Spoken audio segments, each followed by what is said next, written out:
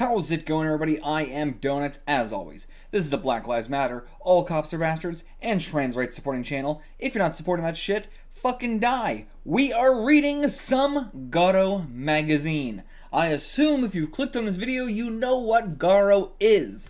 But for those of you who don't, let's go over it. There was a magazine in the late 60s called GARO magazine. We are going to be reading a bunch of one-shots that I could find from it from the 60s. There might be more. These are just all the ones I could find that are definitely from the 60s. There's a collection that had all the GARO one-shots from the 60s and the 70s. To do that all in one video would be way too much, and I like doing things chronologically way more. So, we're going over just the ones that I can definitively say are from the 60s.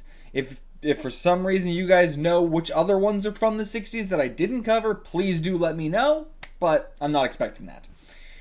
So, GARO magazine was formed around the Gekiga movement, assuming most people know what this is. But again, we're going to go over all this. Let's just go over it all. So, in the 60s, manga sort of got split into manga and Gekiga. Manga being frivolous pictures, Gekiga being serious pictures. The difference being, in the West, I think a very similar thing that we sort of created a distinction between was like comic books versus graphic novels. Is there any actual difference between Gekiga and manga? Is there any actual difference between a comic book and a graphic novel? Not really, except for we made up these terms and thus we sort of play into these terms. So, you get a comic book, you can expect it to be a little bit more goofy. You get a graphic novel, you can expect it to be a little bit more serious. You get a manga, you can expect it to be a little bit more goofy. You get a Gekiga, you can expect it to be a little more serious. So it's, it's a label that we created ourselves and then play into more.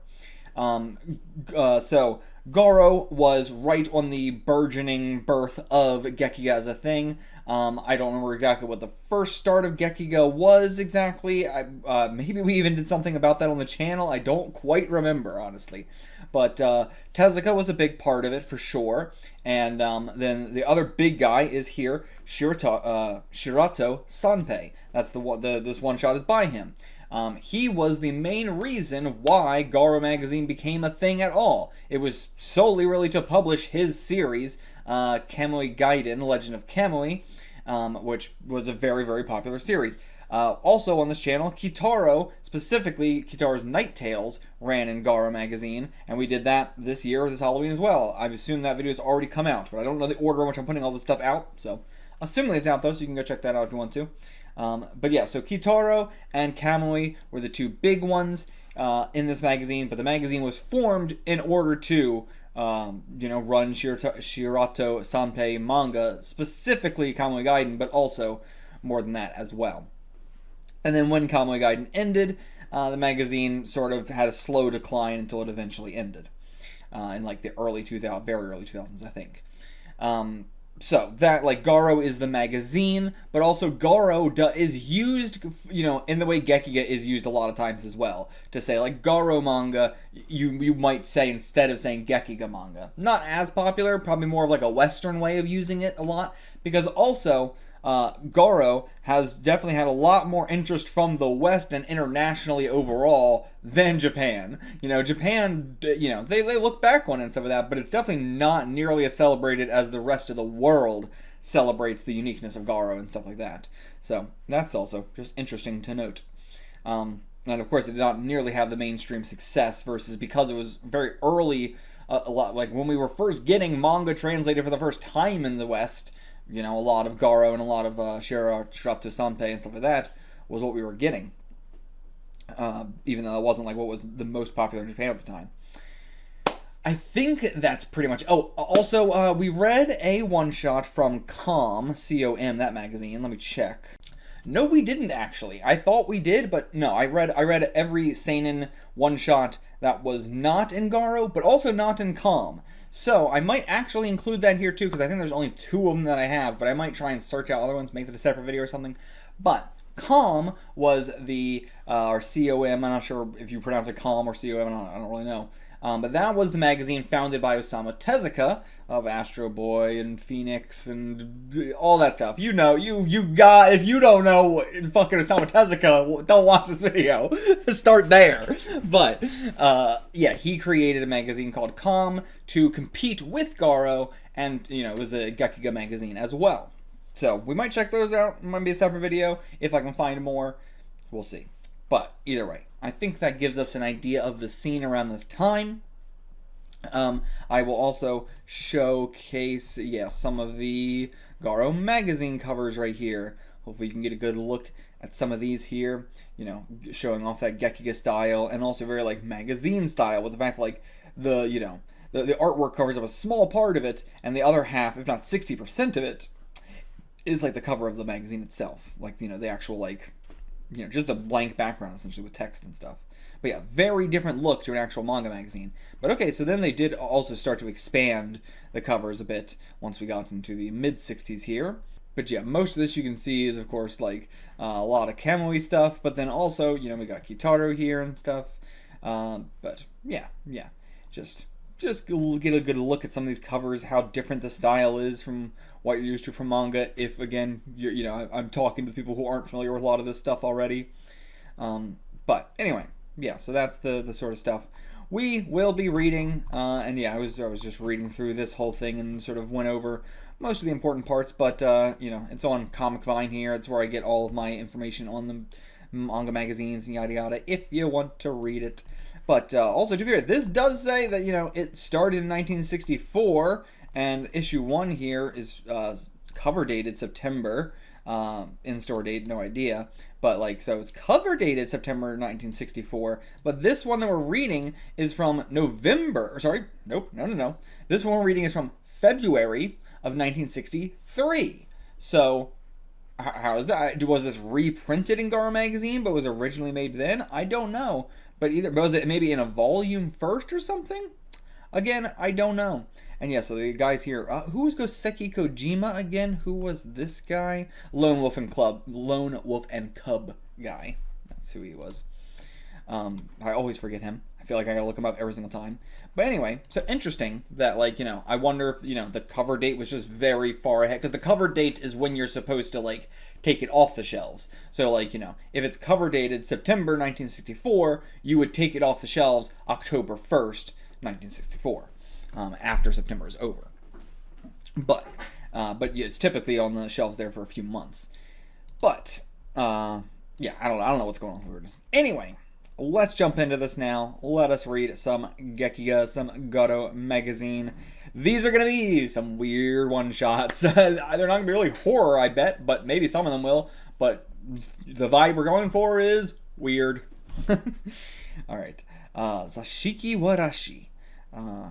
Maybe we'll get a translation of it. If not, we'll look it up at the end. Or something like that.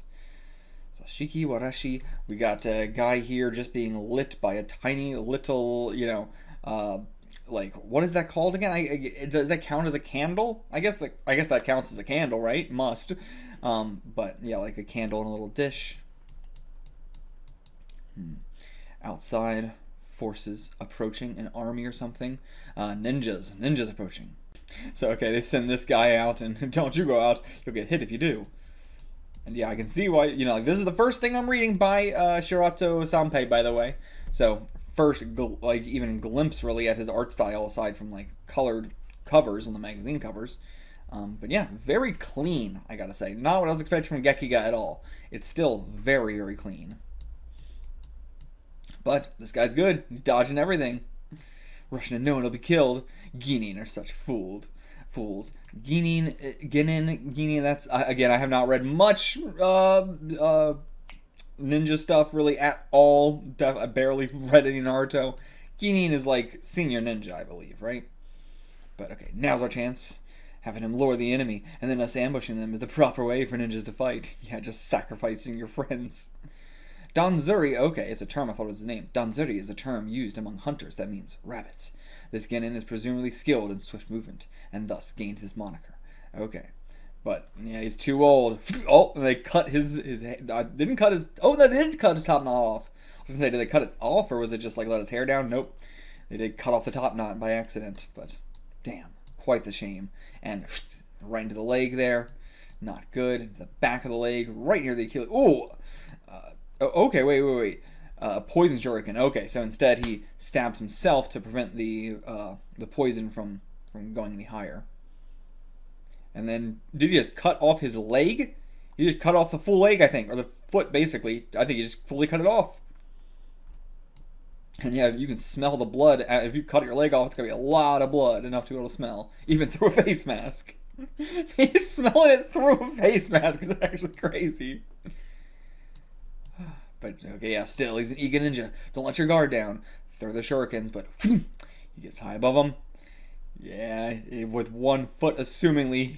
Can he take you all out, though? And yeah, wait for him to jump. And there he goes. Yeah, the blood still splurting out.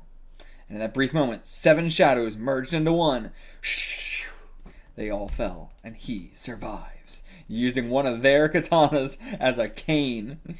Iga ninja technique. Ring of the Moon. That's what that was. Cut them all at once. Alright, speaking of the Ring of the Moon. But cool. Very cool guy. And now, back to where the Iga go. The Iga Tatoeka village. Or, like, I assume, actually, Iga must be the, like, not prefecture or something, maybe prefecture, but, like, you know, the greater area. And Tatoeka village is within Iga. And is this our guy here? That's him gone. So undignified. I need more. Okay, so that's not him. That's his dad, I was going to say. But, okay. Nice mountain pheasant. Ooh, yeah, some good eating. Is he just going to bite? Yep, he's just going to bite right into it. Not cooking it at all. To think this is the man they used to call Gon the Ghost. Such is the fate of all Genin, though. And it's going to happen to him, too. He's getting too old for this. My time will come as well. God. You barely got any teeth left. You're just biting into this pheasant raw. But okay, he's trying to warn him.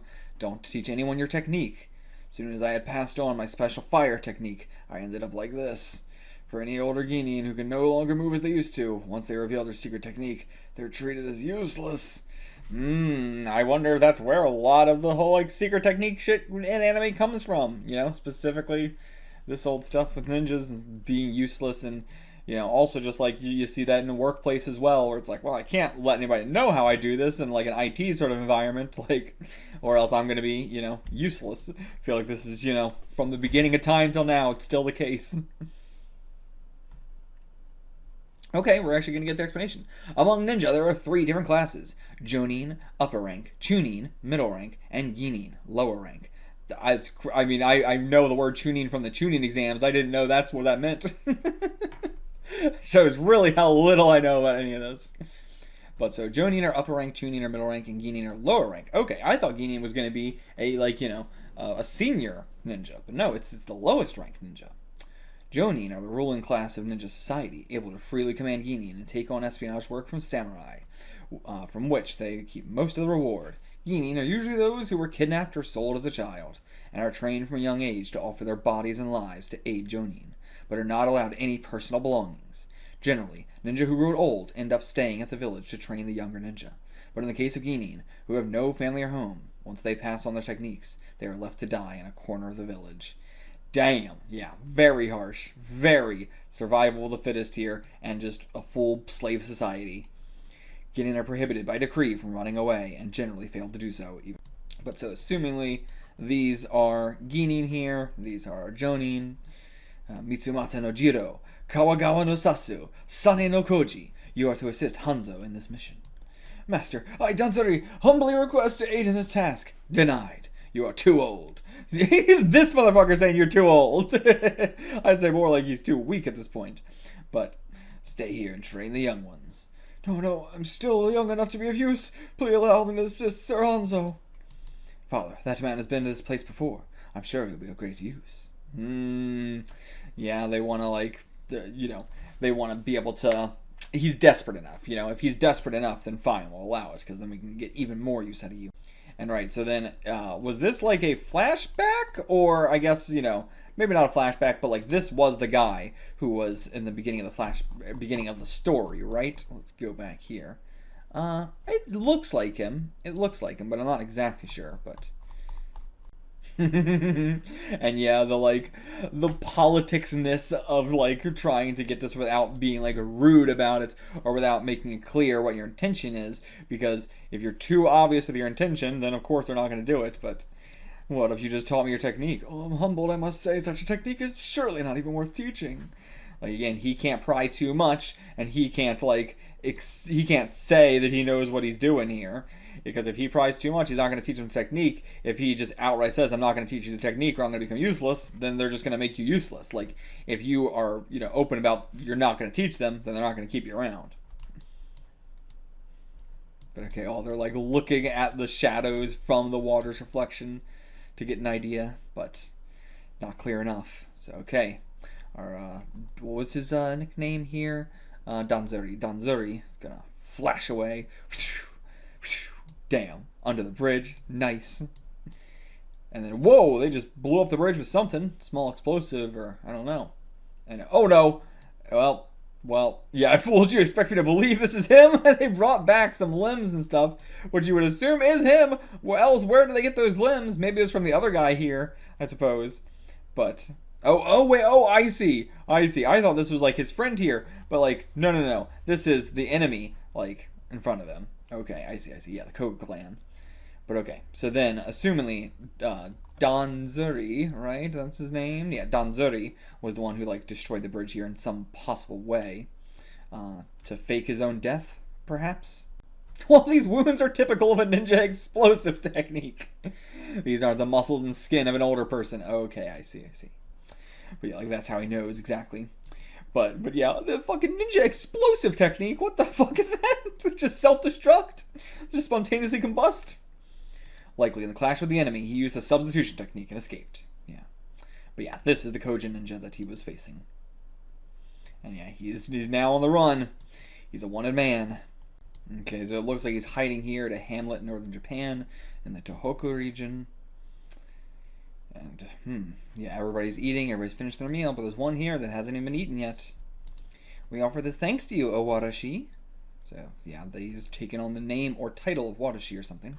In the past, it was a common folk belief in the northern regions of Japan, from Tohoku to Hokuriku, that there existed a spirit in the form of a child called Zashiki Warashi. Okay, that's what it was. Not this man. It was said that if you placed down food for them every day and it was taken, your family would be blessed. However, only children are able to see the spirit. More recently in history, near the end of the Meiji era, there was an incident where a Zashiki Warashi appeared at a school sports festival. Okay. What's more, the only ones who witnessed it were first graders. Silly. But so like they're leaving this food out for Zashiki Warashi, but I think our man Danzuri is just going to be taking it to get some substance. But, that's going to further increase this myth. No father, no money. Your mom reeks of poop, not honey.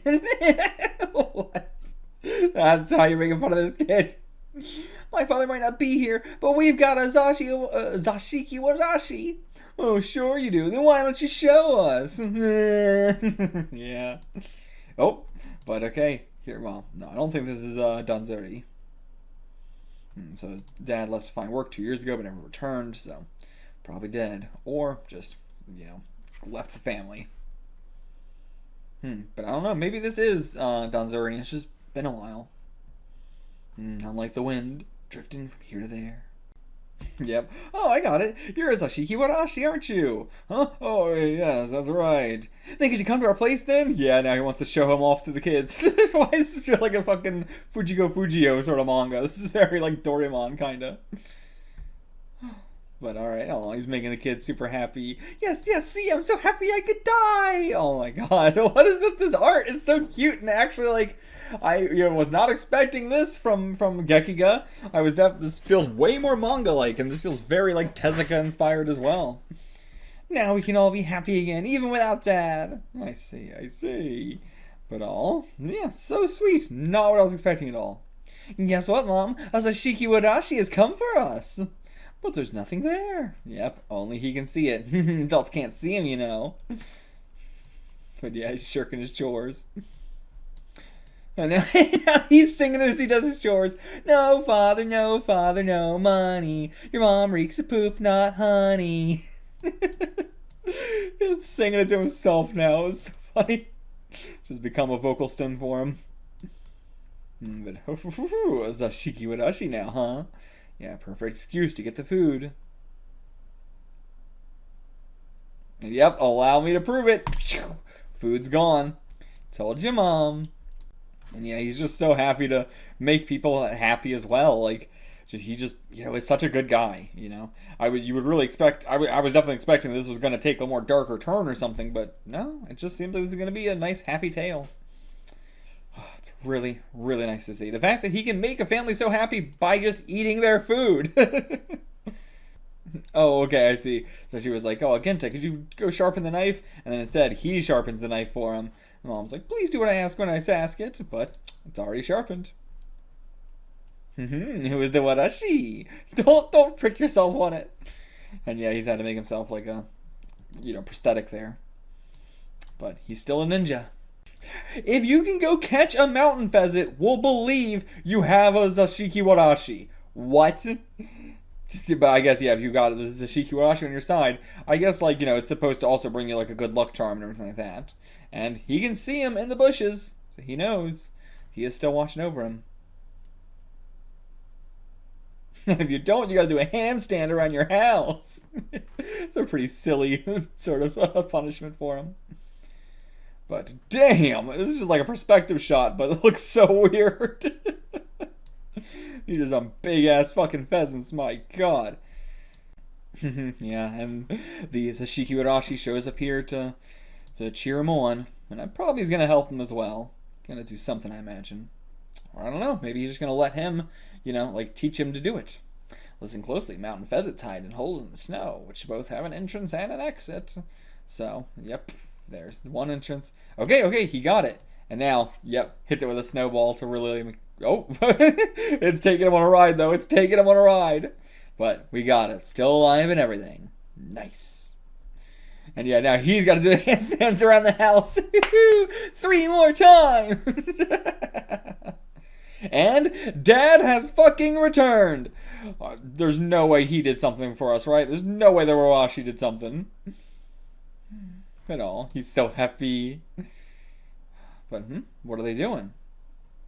Putting in some patterns into the quilts? Oh, okay, so they're making a blanket for him. Cute. Now that brings a smile to my heart. This is so sweet. I really hope this doesn't go bad. I hope this is just a really sweet story. The season slowly shifted from one to the next. Now, he's teaching him so many things. Try moving this rock. Oh, he's going to teach him his technique, isn't he? But yeah, no, you need to use your head. It's called a lever. You can move things easier this way. Teaching him so much. And there's ice in there. Okay, there was ice and then a bag of seeds. I thought it was a bag of ice, but no. Ice and then to keep the seeds fresh. Yeah, does the ice soaking the rice seeds make them better, I suppose? I mean, I suppose it would, right? It's just going to keep them fresher longer. Even though, we were in winter, still, as the seasons change and heat up, you still want to keep them very cold. So, nice. All right, let's give him a try. And damn, look at his dad here compared to here. My God, I would like to know what happened there. It just seems like a complete coincidence, I guess. And there we go. Rice starting to sprout up. Get some tadpoles in the little ponds. Yeah, no, ours is sprouting so much more than everybody else's. Living the good life now. And yeah, he as well, thinking back on his life. How long has it been since I've harvested rice? Assumingly he was taken in, kidnapped as a child. But now he's finally able to get this nice life that he's living. I really hope that we don't have the ninjas come in here and slaughter everybody at the ending and go, bump, terrible end. But who knows? Damn, that's a big old bowl. But what is this? What is this? Garnet gems. Okay. That's why everybody wants one. Complete my house. Oh, damn it. Mean kid pushing one of the girls away. What the hell? Cleft lip. Look the same as Rabbit's kid. Go home and chew a carrot. But come on, kid. Surely you're gonna stick up for her. Oh, okay. But in the middle of this, I mean, I guess, like, he's having such a good... Yeah, oh, I didn't even notice. He was laughing at her, too. He was making fun of her, too. So, now, the Warashi is leaving. Growing tired of your place. Yeah, what suddenly made you want to leave? Have you forgotten what it was like when your dad was away? Is it the fault of the kid if a father isn't around? Or if someone has a cleft lip? I was wrong. I promise I'll apologize to her. Good. Judging others by physical appearance is not the way. Aw, there we go. Come play at my house. I'm your friend till the end. Or is he saying I'm your friend till the end? I'm not sure. But, yeah. Good, good, good. Instilling in him all the good lessons, not just, lessons in how to, get good rice, how to, like, assumingly also was like, take some rice grains, put them under a rock, put them on ice, and then once it's, the next season, it'll be a lot easier to start up your farm and stuff, and they'll grow a lot faster. I assume that's the lesson he was teaching him, along with the lever, along with how to, catch a pheasant, and now he's also teaching him how to, be a good person in life. But what's going on? You gotta do fool yourself lately. That's just all the boys attacking us now. Yeah. They're just so mad that we would have picked the girl over them. Don't give up. You're a man. Right. When facing a larger opponent, aim for their stomach. Their chin will come out, and then you hit it then. It's a good in theory. Again, it's great. It's a great thing to do in theory, but is he going to be able to do it? Okay. Duck the blow into the stomach, but couldn't go for the chin. It's too many of them. But he's just getting back up over and over. No matter how many times. In the stomach again. There we go. In the chin again. In the stomach again. In the chin again. Okay, good. Hit him with a combo, baby. Hit him with a combo. Good. Yeah. Now everyone else cheering for him. Alright, you just gotta put the bully in his place sometimes. And now winter's passed. But around the time the rice paddies started growing, snow has come again. Somehow. Crisis upon crisis visited them. It was first snow, then it was famine. It's not looking good. Decree, those who will fail to pay their rice taxes on time and in full will be charged as criminals. Yep, they know that the harvest is not coming in, so they're just like, it's insanity, It's literal insanity when you get too much power. Like, there's no other way to put this other than literal insanity. You're going to get less rice overall because you're then going to charge them as criminals, put them in jail. Next year, you're going to get less rice, but you just want to punish them because they physically cannot make the rice because of the weather. But you, as a person in power, as a king, cannot, as an emperor or whatever, or probably, someone much, much lower than that on the totem pole. But still, it is that insane, well, if I'm not getting the short-term profits, then I'm going to, throw a wrench in the works so that way I can't get the long-term benefits. Like, what the fuck? But, that's power. That's power. But what's he going to do to help out? What can he do to help out here in this situation? I don't even know. May have gotten old, but I haven't lost all my skills. What's he going to do? The village elders are all going to the samurai and trying to ask for an extension. But, nope. Thrown in jail. We're not going to accept that. That way we can't get any rice next year either. Idiots. And if this keeps up, revolt. Yep, what do you expect? And so now, please watch over our father during these troubled times. And okay, so someone else coming here. Get out of here! They got your old man! They're coming to kill the families of anyone involved! Now we gotta go flee. Great. This is life back then. But, don't come this way. Take that path. Hurry. And never forget, even when you grow up and can't see me anymore, I'm always by your side. Oh, yeah! You're gonna grow up and not be able to see me anymore, but it works so well into this. And here come the samurai. But Danzuri's gonna protect us with his special technique that's never been passed down. Throws a stone into the little pond, causes a ripple. Did you see the ripples spreading in the water? They all go at him with their blades. Jumps up. One crescent moon slice. Oh, nice. God, I love the way he actually draws gore. It's very different, it's very, very subtle, but still there. Left him in pieces. left him in pieces. The horses fled, but he's been stabbed. So that was my last ring of the moon. My life sure took an interesting turn near the end, didn't it? Pfft. Face down in the water. Do you see those ripples? It may be that the Genin Danzuri no Kosuke decided to become a Zashiki Warashi, not in order to escape pursuit from his village, but because he found some sort of meaning in this humble existence for himself, as a person, or rather, as a ninja. February 1963, Zashiki Warashi, end. Really good. Really love this one. Love this one. And oh, this is by Habanero. Nice. Love the Habanero scans. But yeah, this was really well done. Thank you also for translating the sound effects and stuff like that. Like, really appreciate that. All the sound effects getting translated. If I could find any more. But yeah, really appreciated that. The translation was extremely well done. Everything, thank you to Jack and SFB and Seven Faced Bird and all you guys. Really appreciate it. And yeah, this was just a good tale. It did have a little bit of a tragic ending to it, but I liked that for the most of it. It was just a happy tale, and it was, this guy finding a life to live for himself, finding out an existence to squeeze by, even if he was in the shadows, only seen by the children, even if it was only seen by one child. He made another family happy. He got to make his existence worthwhile in this world, and he got to escape the harsh reality and the harsh world that he was under. And this family and this village got to live in peace and happiness for a bit until, like a lot in this time, it was taken away from them.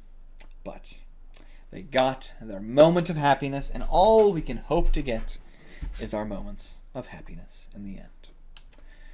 On to the next one. And here is the magazine cover for this 1966 June issue. But yeah, of course, probably this is Kamui Gaiden, and it could just be something else entirely. It could just be a unique cover. But I think I'll show off the covers anyway because they're just very good looking. They're very well drawn, very well illustrated and stuff. So I think we'll show them off, even if they're not exactly relevant. It'll just be a good idea to see, it's cool to see the cover. There's nothing more to it than that. But what is going on with this cover? Just like a farmer who's rejoicing because the soil is really good this year or something. That's what the vibe I'm getting. Next up, we got Nightmares by Watari 24. Can't find any information on Watari 24 whatsoever. He's a guy who did some one-shots in GARO magazine. That's all we know. So, that's all we know. Lately, I've been having weird dreams.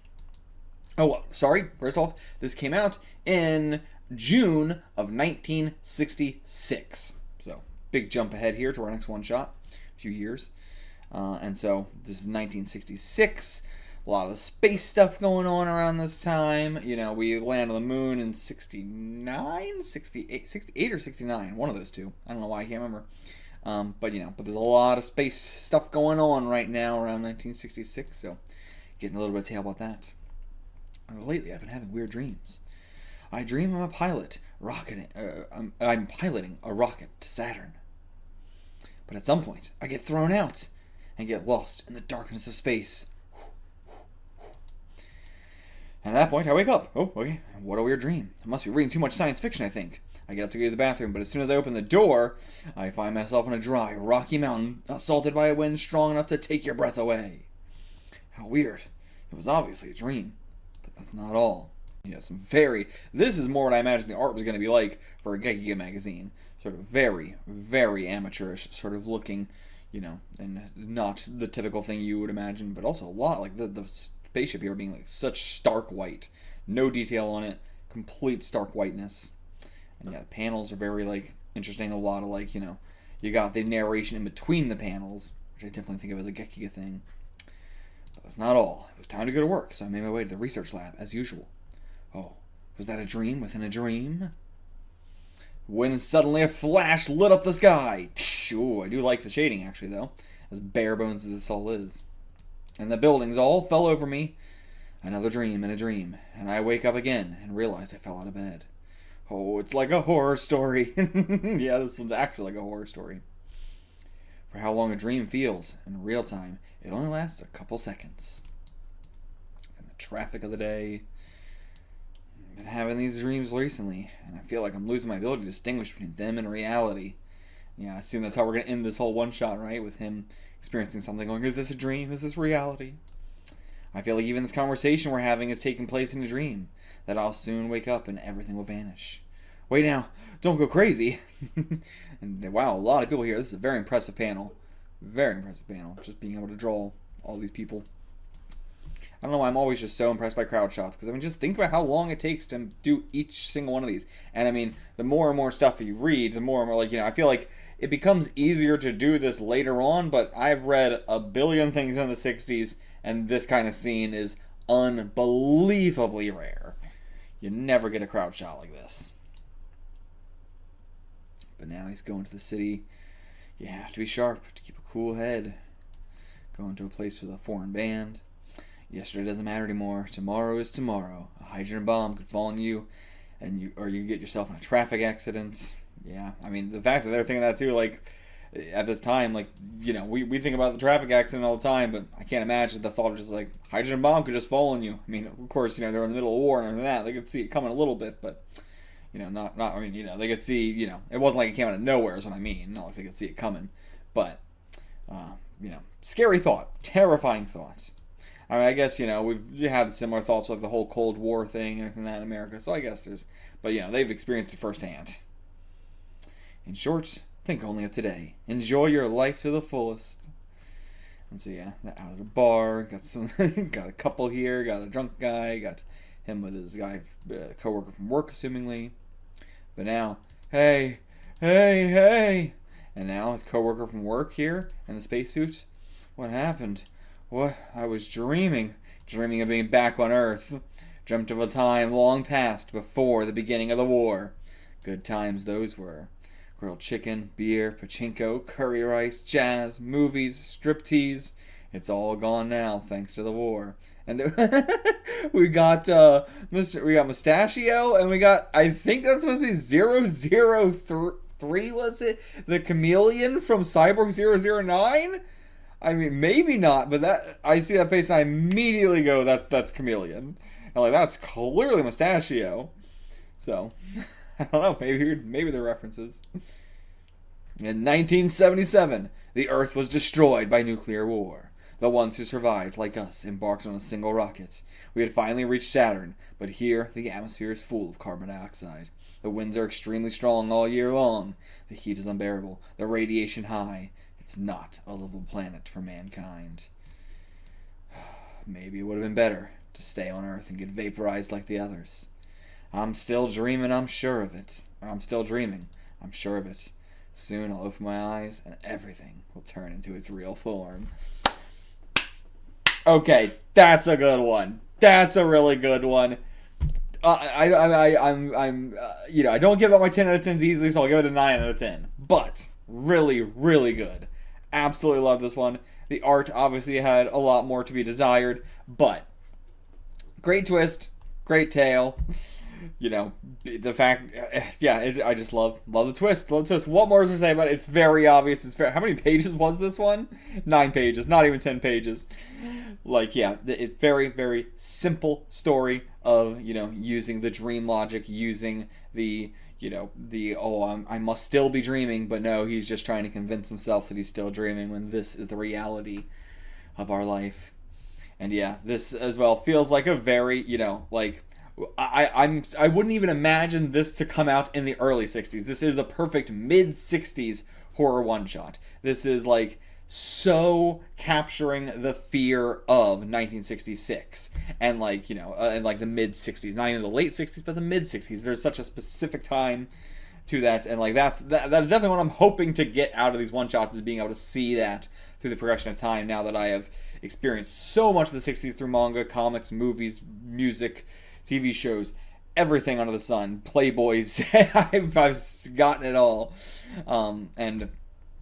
This is so perfectly capturing it. And, all this stuff that, if you were reading this at the time, you're taken for granted, And also, the sun that flashed up in the sky, that was also, the Saturn thing with the heat and everything like that, and the sun. But yeah, all this small stuff that he's taken for granted, all the things that, seemed like, oh, you're just kind of going through the motions of life because you're kind of like in a trance and a dream. So for that, the traffic, the being on the train, the amount of crowds of people, and like the nightlife, the shining stars and everything like that, the bands, the other people around.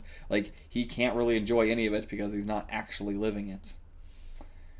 Oh, God, yeah, love it, love this one, 9 out of 10. And who is our guys here? I can't really see this. Let me zoom in a little bit more. I know it's not getting picked up on OBS, but RP, what was RP? Raw provider. Elm Hunter, translation Yubei from Kurakawa Karan's Japanese to Italian translation. Okay, so there was a Japanese to Italian, then this was translating the Italian to English. Thank you, Yubei. The cleaner was Kitakevo. Translations was from something else. TS. TL I thought was translation, but no, that might be, I don't know.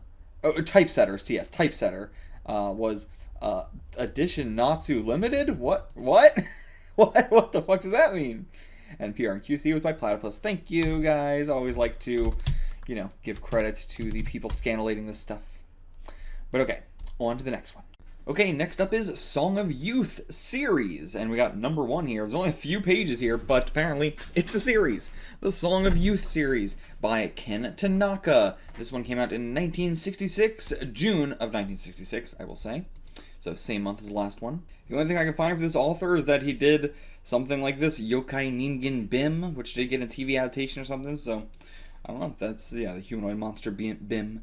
But that's the only thing I can find for this guy. So let's get into this Song of Youth series. Number 1, The Boy Who Sells Pigeons. But yeah, very, very, like, comics with an X kind of art, if you know what I mean. Like, very underground comics sort of vibe. This is definitely what I was expecting when we were getting into GARO. Underground comics sort of art style here. So people come, buying the pigeons one by one.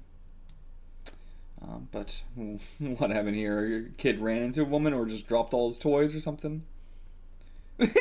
Picks up the toy truck, throws it at his head, I think? Or no, she hands it to him, he throws it back at her head. I see. You're gonna give him thought I was gonna give him the pigeon for free or something, but... Well, where does pigeon go? He had a little pigeon, but, I don't know, did it, like, leave and go with him? It didn't look like it, but I don't know. Okay, yeah, because they did pay him for it. So, okay. Sold his last pigeon. But then, comes VA, wants the pigeon. Aww, doesn't want to sell all the pigeons. He likes the pigeon too much. The money's not worth it. And he's mad because he wants new toys or something. I assume that's what it is. Like, his mom bought him all this, but it's like, that's not what I wanted. I wanted the pigeon. Okay, I see. Alright, so yeah, we're just going to do a bunch of, like, some silent stories here. Number 2, Rain Fantasy. Kid accidentally breaks a vase. Mom's mad. He cries about it. But then the rain... Bloop, bloop, bloop, bloop, bloop. Rain comes down. Drawing rain like this. God, yeah, like, I'm such a sucker for this, like, I have no way of knowing, can they draw in a more traditional style and they're just doing this for effect, or is this just, what their style is like? But it's very, very underground, as we said, very avant-garde. But now he gets a little puppy friend, but brings him back to his mom. And doghouse goes inside. It's got stairs. It goes whoa, all the way down to a fantasy castle in the clouds underground. And he goes to the doors, but then it just falls straight through the earth, straight through the sky. And then wakes up, bonks his head on his headboard. Wakes up. Oh, she found him just sleeping outside under the, by the doghouse. What an imagination on this kid. No, this is cute. Also very interesting that it ends halfway through the page, and then halfway through the page we start the next one. Who is the culprit? So, splitting food here, talking about something like that. But then he's going out at night, gonna go try and steal some food or something, but doesn't have the guts to. But a baseball, rolls over to him, assumingly, or something. So then he throws it, breaks the window, and then bread... wait, what? What was the scenario? The bread he wants, baseball, he kicks, shatters a window, bread comes out somehow, and then... oh, okay, yeah. So baseball... Like, we accidentally, I think, yeah, the baseball, we accidentally kick into the window, but they're blaming the baseball guy because, you know, he thinks he just, like, threw it or hit it with the baseball. It seems like he's a pitcher, so, yeah, it seems like, you know, they think he just threw it at the thing, but no, we kicked it. But we got ourselves some nice little bread and a puppy. The naughty wind. Get 2 loaves of bread at the store. But then the naughty wind takes the money away. No more money. How are we going to get the bread? Mom's going to be so mad. Oh, but we found it right there. Oh, and we grabbed it. Okay, all good. All good, I guess. that was just all good. Next up is window. From the window gets an apple, all based on food and being extremely poor and stuff like that. A lot of these one-shots are, like, you know, really tackling the extreme poverty. But grabs that apple, but oh no, it falls out the window, and then but it returns to the windowsill. I can't get out because am I supposed to be reading these left or right? No, definitely not. So then, you know, the apple's back on the windowsill. It fell. I guess she gave it back to him or something. Then he's like, oh, I can't get out of bed because my leg's broken. So then she brings him a little potted plant. But then the window's closed. And he's outside now. He's got a crutch. He can actually walk outside. But, oh my god, she gets hit by a fucking car. Jesus Christ. And then, okay, I guess she got hit by a car and maybe died. And now he's just, you know, thinking about the closed window. What if I, you know, had the window open? She could just come over there instead of crossing the street and getting killed to come see me. That one's real dark for like a 2-page thing. God damn. Not expecting that. Number 6, friends. Being racist, throwing rocks at him, but our protagonist comes in here to protect him, and he likes this kind of like panel here. It's the 3rd time we've seen it. But then we got our ass handed to us. But he comes, gets us out, and now he's black too. Okay. And then, what's up with the ship? That one's crazy. This one's fucking crazy. That's how we end it. Oh my god. Oh. That is definitely mid-60s. That's just Japan at any point. Oh, okay. Thank you, Habanero Scans. Forgot to rate this one, so let me just insert this in where it needs to be. I would rate this one a 6, 7 out of 10. Let's go 7. 6, because I think the art was a little bit confusing, but I did like the art, you know, more so than like something, you know, I like it when it's like, you know, what I want out of these is very, very amateurish art. A lot of these are people's debut things, the very first time they're doing anything. So you want to see it be very, very rough. But, you know, I do think I like this style a little bit more than some of the others we've been seeing. So I'll give this one a 7 out of 10. 7 out of 10 for this one. And here is the cover for the July issue of GARO. We got a ninja here being stabbed to death by a bunch of poles and katanas and throwing stars, it seems. And he's also chained down, or maybe just he's got like tons of chains all over him from weapons and stuff. But he's fighting it. He's got a grappling hook around his neck. And yeah, this is definitely the way that Sanpei draws the blood and everything. Which now that I've seen that one shot and stuff, I definitely am more interested in checking out more of his stuff. Look at the arm here, a little bit like cut off it seems. But yeah, that's our cover for July. Again, this is another person I could get no information on here. This is Namiki Tatsuji, who seems to have only done this one work. That's the only one we know of.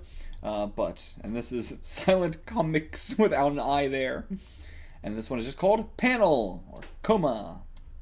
And the artist drawing a 4-panel coma, or 4-panel comic, otherwise known as a 4-coma, 4 panels. But so what do we got here? Evil little stick figure teasing this dog with meat. Oh no, you're not gonna get it. But then the dog jumps up and gets it anyway. Wah, he got my meat. Alright, let's check it out. This one's only gonna be like really, really quick.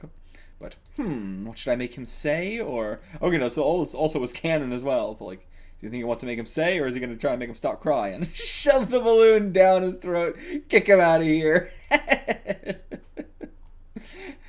And so this is like page 1, 2, 3, 4. I'm not sure what these numbers are for. And then 5, there's no pin there. I don't know. I don't know what that was supposed to say. And also kicking him outside the borders must have been very, like, funny at the time as well. I mean, just a lot of this stuff, like, you know, I was obsessed with this shit in the, like, early 2000s, you know, when, like, there was a lot of animation stuff that was about, you know, this sort of, like, meta animation where you're playing with the program itself and stuff like that, animating over the program, like Flash and everything. But yeah, at the time, this must have been very, very funny. And then, but the wet spot. Let me take the panel and wring it out. Oh, but now the panel's all wrinkled and all, you know, shitty looking. So we gotta iron it out. This is actually really good. But then, what, it got too stiff? So never mind, just crumple it up, throw it away, be done with it. Gonna go write another one. But the dog from the comic gets out of the bin and sees the guy that was kicked out and goes and grabs him. Oh, he shares half the meat with him. So nice. And meanwhile, he's so frustrated thinking of what to do. Giant pin, too. Smoke break. And then bones get thrown out. And he goes and joins him back in the paintings. Even if it's all crumpled up and everything. That was a good one. 10 out of 10. 10 out of 10 for that one. Extremely unique. Actually funny. Great execution. No wasted time. No fluff. No, you know, unnecessary shit. Didn't go on too long or like ruin the joke. Wasn't also too short either. It was just perfect. Just perfect. 10 out of 10. No notes. Thank you, Tamiki Tatsuji. If this is the one thing that anybody in the world knows you for, it was a 10 out of 10. And no credits here for the scanlators. So, sorry, can't. I mean, I guess it's, to be fair, was there a scanlator? The scanlator would have, like, I guess done some redrawing here and just said panel, like erase the coma, put panel. That's it. Everything else, and, you know, they would have done the Tatsuji Maki. But, like, you know, not really worthy even saying what the translator, you know, who worked on this, because, I mean, it's so easy to do. But yeah. Oh, and I should have said this came out in July of 1966. The first one was, again, February 1963, then June 1966, July 1966. When's the next one? Let's see. The next one up is Planet by Shigeru Mizuki. That is the author of Kitaro. Again, we talked about that. If you want to see some Kitaro stuff, go check it out on the channel. We're going to be doing a video on Kitaro every year on Halloween. Why the fuck did I do this? But, so yeah, go check that out if you want. But let's see what he's doing for one-shots around this time. This came out in also July 1966. Same as the previous one. Let's check it out. One day, a planet suddenly appeared between the moon and the Earth. That's so tiny. So tiny, it seems like. A space train? What is this? A space pilot went to explore it right away and found that the heavenly body emitted a pleasant feeling beyond comparison. Before long, flights costing 100 million yen one way began going there regularly. And yeah, this is definitely a space train. Can't believe I've never seen that idea. I don't think in anything I've ever seen. To be fair, I don't watch a ton of sci-fi stuff. I'm really getting into it the first time this year, honestly. Feels like a crazy thing to say, but truly I feel like I'm getting into sci-fi for the first time this year. But I've never seen a space train. Oh yeah, he draws this motherfucker and everything. Apparently, about 3,000 rich Americans have settled down there. Also, this is typeset the same way that Kitaro is, so I wonder if that was the same people. Settled down. More like they've been so entranced by the place they forgot about going home. Just like Urashima Todo. of what's the fucking goddamn, what's the name of the overall thing? The kid who goes to the mermaid kingdom, right? And you know, ends up staying there, then comes home and everything is gone and destroyed. But, oh yeah, just straight up, yeah. Never mind, they were going to explain it for me. That's right, it's a modern palace, the Palace of the Dragon King, that's what it was. I always think of the One Piece, you know, Mermaid Kingdom, or like Fishman Island as like, you know, a reference to it, but I forget that it's not direct, it's different. But yeah, it's a modern Palace of the Dragon King. No, wait, this is what they call paradise. The Palace of the Dragon King paradise, it's all only for money bags. And yeah, they're very, very poor. For us penniless salarymen, it's out of our league. Don't be deluded. You just aren't smart enough. And, well, would you look at that? You ate all your sides. There are no more. Nothing for work. These two are just quabbling back and forth. Some soy sauce will have to do then. I have been there. The amount of times where my school lunch was mayo, just a packet of mayo I got in line for lunch because I couldn't afford lunch. Family couldn't afford lunch. We were that poor, and so I just had to eat mayo. I've been there, bud. I've been there. Yeah, next time a paycheck comes, go buy a bunch of pickled plums or something. And while the planet floats in the sky, society's going through recession. It's just, he's not trying to make it look like a planet in any way. He just drew a rock, threw it in the panel. Mizuki, come on, what a little effort. But at the same time, it adds to the humor so much that it's like, it's just right there. It doesn't look far away at all. It's just right there. And yeah, heard 10% of us will be fired. Fired. Is he eating? So it looks like he actually is eating. Like when he said, yeah, like what about my lunch? I guess so. Is he just going to get some lunch? You know, he does have some lunch, but there's no sides left. Okay. Better off than me then. Better off than me. He's actually eating some rice. More than I ever got. But I also, yeah, I just love the comedy of, like, all the rich people going off to this planet. Meanwhile, us poories here on Earth are just like, well, there's the fucking planet everybody's going to. You just see it right there. But again, I love anything where it's just like, huge, crazy thing happens. Doesn't actually change the world that much. Just going to be the rich go do it and the poor, life goes on. But not long after that. Dear, it looks like Japan Airlines is going to have flights going to the planet from Haneda for 10 million yen. Let's leave behind this Earth filled with displeasure and misery. And sure, what about the travel expenses? You're such a coward. Our neighbors, the Satos and the Fukudas, they've all signed up for that planet loan or whatever and are saving up for it. A planet loan. That's because both of them are from good families and have connections.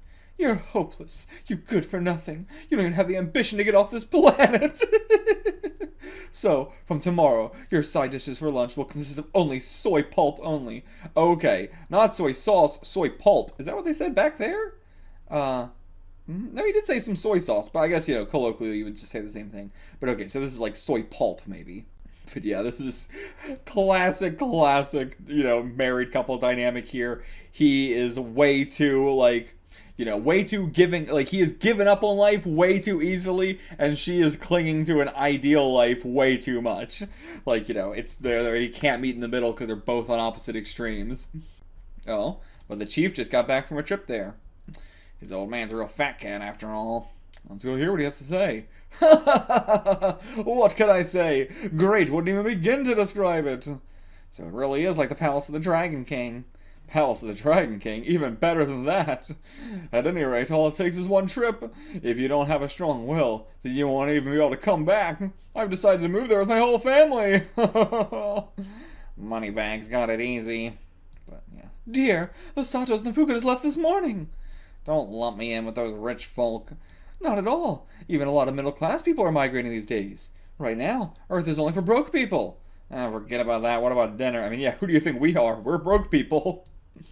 We're having steak today. What? Steak? They had some cheap frog meat for sale. Frog steak. Alright, special news report. The planet has just disappeared beyond the Dark Nebula at a raging speed. Okay, maybe we made the right decision not going then. Due to the fact that the vicious... just the news straight up. Due to the fact that the vicious fat cats that brought poverty... What the hell is wrong with me? Due to the fact that the vicious fat cats that brought poverty to Earth have all disappeared. Starting tomorrow, beefsteak will be evenly distributed and salarymen will only have to work 5-hour days. So, okay, it all worked out. So now Earth has finally become a paradise, huh? And its toxins were all purged. God, Mizuki, I love it. Yeah, this is the kind of thing Mizuki would be writing at this time, too. Guess you must have some sort of foresight. Maybe you aren't so bad after all. Yeah, I guess. He can't even take a fucking compliment. And thus, a long period of peace and modest happiness prevailed all across the earth. And, dear, time to get up. We're gonna get to eat real beefsteak starting today, right? What are you talking about? Well, look! Oh, okay, that was him saying that? Yeah. Dear, time to get up. Wait, no, that was her, yeah. Dear, time to get up. We're gonna get to eat some real beefsteak starting today, right? What are you talking about? Well, look! You don't see the planet in the sky, do you? There was nothing there to begin with. There was nothing there. How about you go wash your face and wake up already? All a dream. Huh, Elizabeth Taylor got divorced again.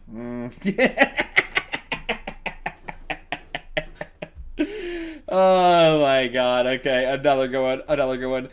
10 out of 10 for this one. Another one that was, a dream one. Like, the whole time it seems like, one thing, but then really be a dream. Of course, classic horror plot. But, I wouldn't call it a horror plot, but yeah, the realities of life are still there. There was never a planet in the sky that all the money bags went to and got rid of and fixed all their problems. Sadly, that's not life. Life is Elizabeth Taylor got divorced again. That's life, baby. Even fucking Japan's reporting on Elizabeth Taylor getting divorced. And another one by Habanero Scans. Thank you guys. Greeting channels, that was for GARO specifically. Oh, wow. But yeah, thank you guys for doing this. And here's our cover for August of the 1966 GARO magazine. Got a lecture here for sure, but also, yeah, definitely, again, drawn by Shintaro or something like that. Sanpei. Drawn by Sanpei. But yeah, very drunkard guy with two, fucking fangs, basically. They're not quite spaced apart where the fangs would actually be, but, it's more like, the two next to your front teeth being fangs there. But and yeah, he's kind of got a little bit of claws, but I think that's, it's not any supernatural thing. It's just he's super old and, drunk and a lecher and, all that sort of stuff. But I like the color here with the purple, and I even like the background color there. Very nice.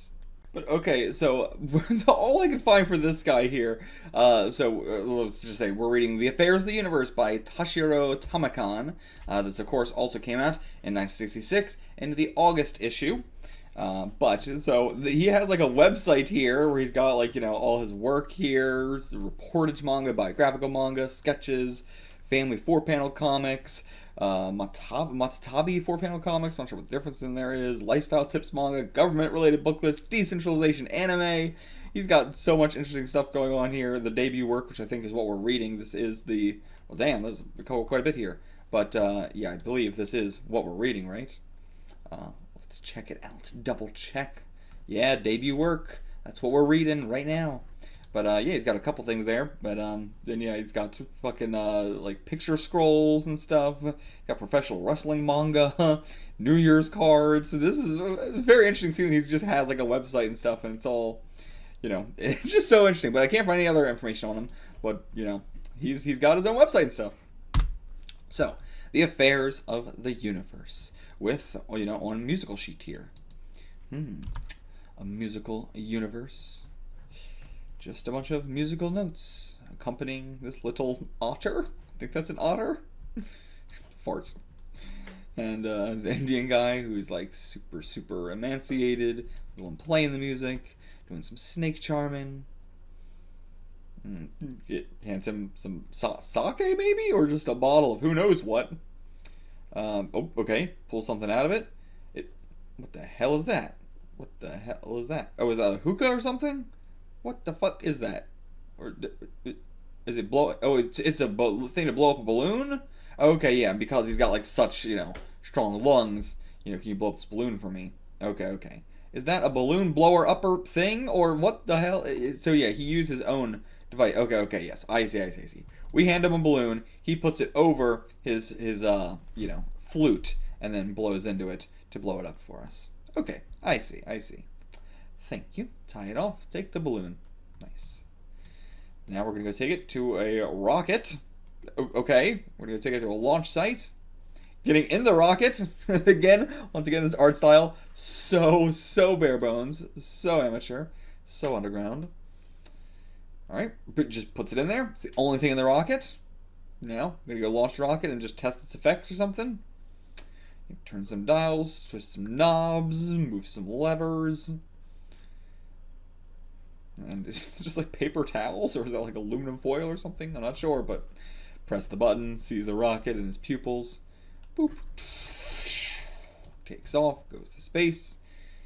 And what are we looking at? Seeing the sunrise? Yeah. Okay. And then the balloon. What's gonna happen with the balloon? It pops in space, or maybe not. No, it just crash lands on a planet. Okay, so was this? Yeah, this is us like on Earth watching this and everything like that. What's that little capsule? I guess that's the the second stage of the rocket, going off. But so the rocket lands on a planet, alien creature goes inside. Oh, okay, nope. So that was like a thing that ejected itself, or something, and that's gonna slowly land. And that will have the balloon inside. Yep, little balloon for this little alien creature. So concerned. What is this? I'm so scared. Okay, and then releases it, and it's music. We put music inside the balloon. That's what made it so filled up. And now you can go catch the music. This is so silly. And now, okay, put the music under fucking a microscope. Put it in a vial, like a beaker. Could have cut it up, see what happens. Study it, boil them, electrify them. What is up with these musical notes? What are they? Testing their tensile strength. Doing so many equations. What are these musical notes? So, okay, he's trying to figure out, one of these equals 2 of those. That equals 0 of these. That equals 0 of these. That equals 4 of those. So, gonna figure out how to make his own. And this is not a light bulb, but a flower. A light bulb above your head. Boop, but no, it's a flower. What is he gonna make? Oh, it seems like he's making the same flute sort of thing, actually. And yeah, they're just all just floating around. Yep. He made his flute so he can make his own, and he carves it out of the rocks and whatnot. Cool. I like this one. a lot. Oh, I forgot to rate the last one as well. Shit. But oh well. I might try and do a quick rating and then throw it in where it needed to be. But first, let me do this one. So I would give this one a 7 out of 10. Let's not go too high crazy with it, but I did like the idea. It was fun, The art style definitely, left more to be desired, but that's to be expected with a lot of these, But yeah, it was cute. I give it a 7 out of 10. Next up, it is 1966, August still. We are doing 5 yen coin by Mizuki Shigeru, and we have fucking Ratman here on the cover. Again, I know he uses the star system, so he likes just reusing the characters, but reusing Ratman. Alright, on a desolate mountain road, a fallen 5 yen coin lies on the ground. If we were talking about a 1 yen coin, one would not bother to pick that up, unless one were quite the penny-pinching, scrappy baker. Picking it up wouldn't be worth the energy required. However, this is a 5 yen coin. Surely one would pick it up, unless one were quite the money bags. That difference of 1 to 5 yen was crazy. Because if I saw a penny on the ground, I'd pick it up back in the day. Now I absolutely wouldn't. But back when I was growing up, if there was a penny on the ground, I'm picking that shit up. It's not like the difference between a penny and a nickel was any different at all. And this is in the 1960s, where the difference between 1 cent and 2 cent is astronomical. And so, I'm surprised someone wouldn't pick up the penny, but pick up the 1 yen coin. But I feel like, plenty of people would say that even when I grew up, if you pick up a penny, then you're a real, penny pinching beggar. But, I don't think that's quite the case. But depending on the way one might regard a 5 yen coin, there are many different ways of picking it up. A 5 yen coin may be nothing more than a 5 yen coin. However, anyway, let us have Mr. Suge Yoshiharu be our first passerby. Okay, so we're just going to see how a bunch of different people would pick up a 5 yen coin. In the case of Mr. Suge Yoshiharu, oh, if it ain't money. Look around. That's it, just 5 yen. Ain't nothing to go and hunting for mushrooms with. Maybe I should go hunting for nose gold back home. No. But okay, so old man's approach is just getting it but being disappointed. In the case of Mr. Ogawa Akira, a high school student, what's his reaction going to be? Oh, a 5 yen coin on the soil. There are people in this society who may be troubled over and cry over this 5 yen. Mr. Officer, someone left this 5 yen on the ground over there. Though I may journey on the path for truth, the bell for truth tolls, and I remember. A single panel, of the life of Mr. Ogata. But okay, so he's upstanding. Even if it's 5 yen, he wants to return it. Good boy, good boy. In the case of Mr. Mizuki Shigeru, okay, so Mizuki Shigeru is Ratman in this case. He's just Ratman. Oh, and a man in 5 yen coin. Can't laugh at all that much about it. I can only laugh 5 yen's worth. Okay. And in the case of Mr. Shirato Sanpei, okay, again, the guy who's doing Golden or Legend of Kamui and a lot of stuff in this magazine. But 5 yen coin. But goes past it. What could that be? Wraps his feet around the tree. Flies at it from below. Into his mouth. Nope. There's a hole right in the very center. I guess is he like so old? You know. The idea is like he's from Edo when they didn't have coins like this. The hell is this? Just a plain old 5 yen coin. Nothing special to it at all. Okay, so I guess he knows. So then he just tosses it back in the ground. Doesn't need it. The end. Okay. What's all this to translate? Hold on. But yeah, this was just like saying some other works you could buy from Shigeru Mizuki. And then here's our notes. Sugeyoshi Haru. This is the grandfather from Suge Story, Mushroom Hunting, published in the anthology Nijishiki, scanned by Kotonoha. So, okay, we'll have to check that out, see what the hell that's talking about. But are these like all parodies then? Ogawa Akira's manga, A Poem of Heaven and Weeds, ran in GARO during this period. Okay, so it was running alongside. The manga is about a young man who seeks to live a life of unyielding honesty to the point of pontification, according to Soj's reviews. Though I may journey on the path for truth, the bell for truth tolls, and I remember. It's a reference to Hakushu Kitahare's poem, Shinjitsu Ichiro no Tabi. Okay.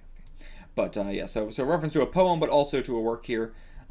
But okay, so yeah, this was another like, and so it's Ogawa Akira's manga. So this is and this is the grandfather from Suge Story. It doesn't say like who. This doesn't seem to be like the author's name, because like these three are the author's name. I thought this, like this was like, oh, how would the author handle this? Not like, oh, Mizuki Shigeru is Ratman, but how would Mizuki Shigeru, the author, show a character like interacting with a 5 yen coin? And same with like this with Ogawa Akira and everything like that. So this is like, how would each of these guys draw this scenario? But this one seems to be different. And Mizuki Shigeru, the greedy Nezumi Otoko, commonly referred to as Ratman, and Mizuki's favorite character from Geiki no Kitaro. Yeah, that one's very simple. And Shirato Sanpei, the titular Kamui from Kamui Den. Kamui Den was a long-running series about a ninja who abandons his life of violence and is hunted for it. The sequel, Kamui Den Gaiden, got a loose anime adaptation and was published in English. Kamui Den's cast of characters was so large that a character sheet was included with each chapter.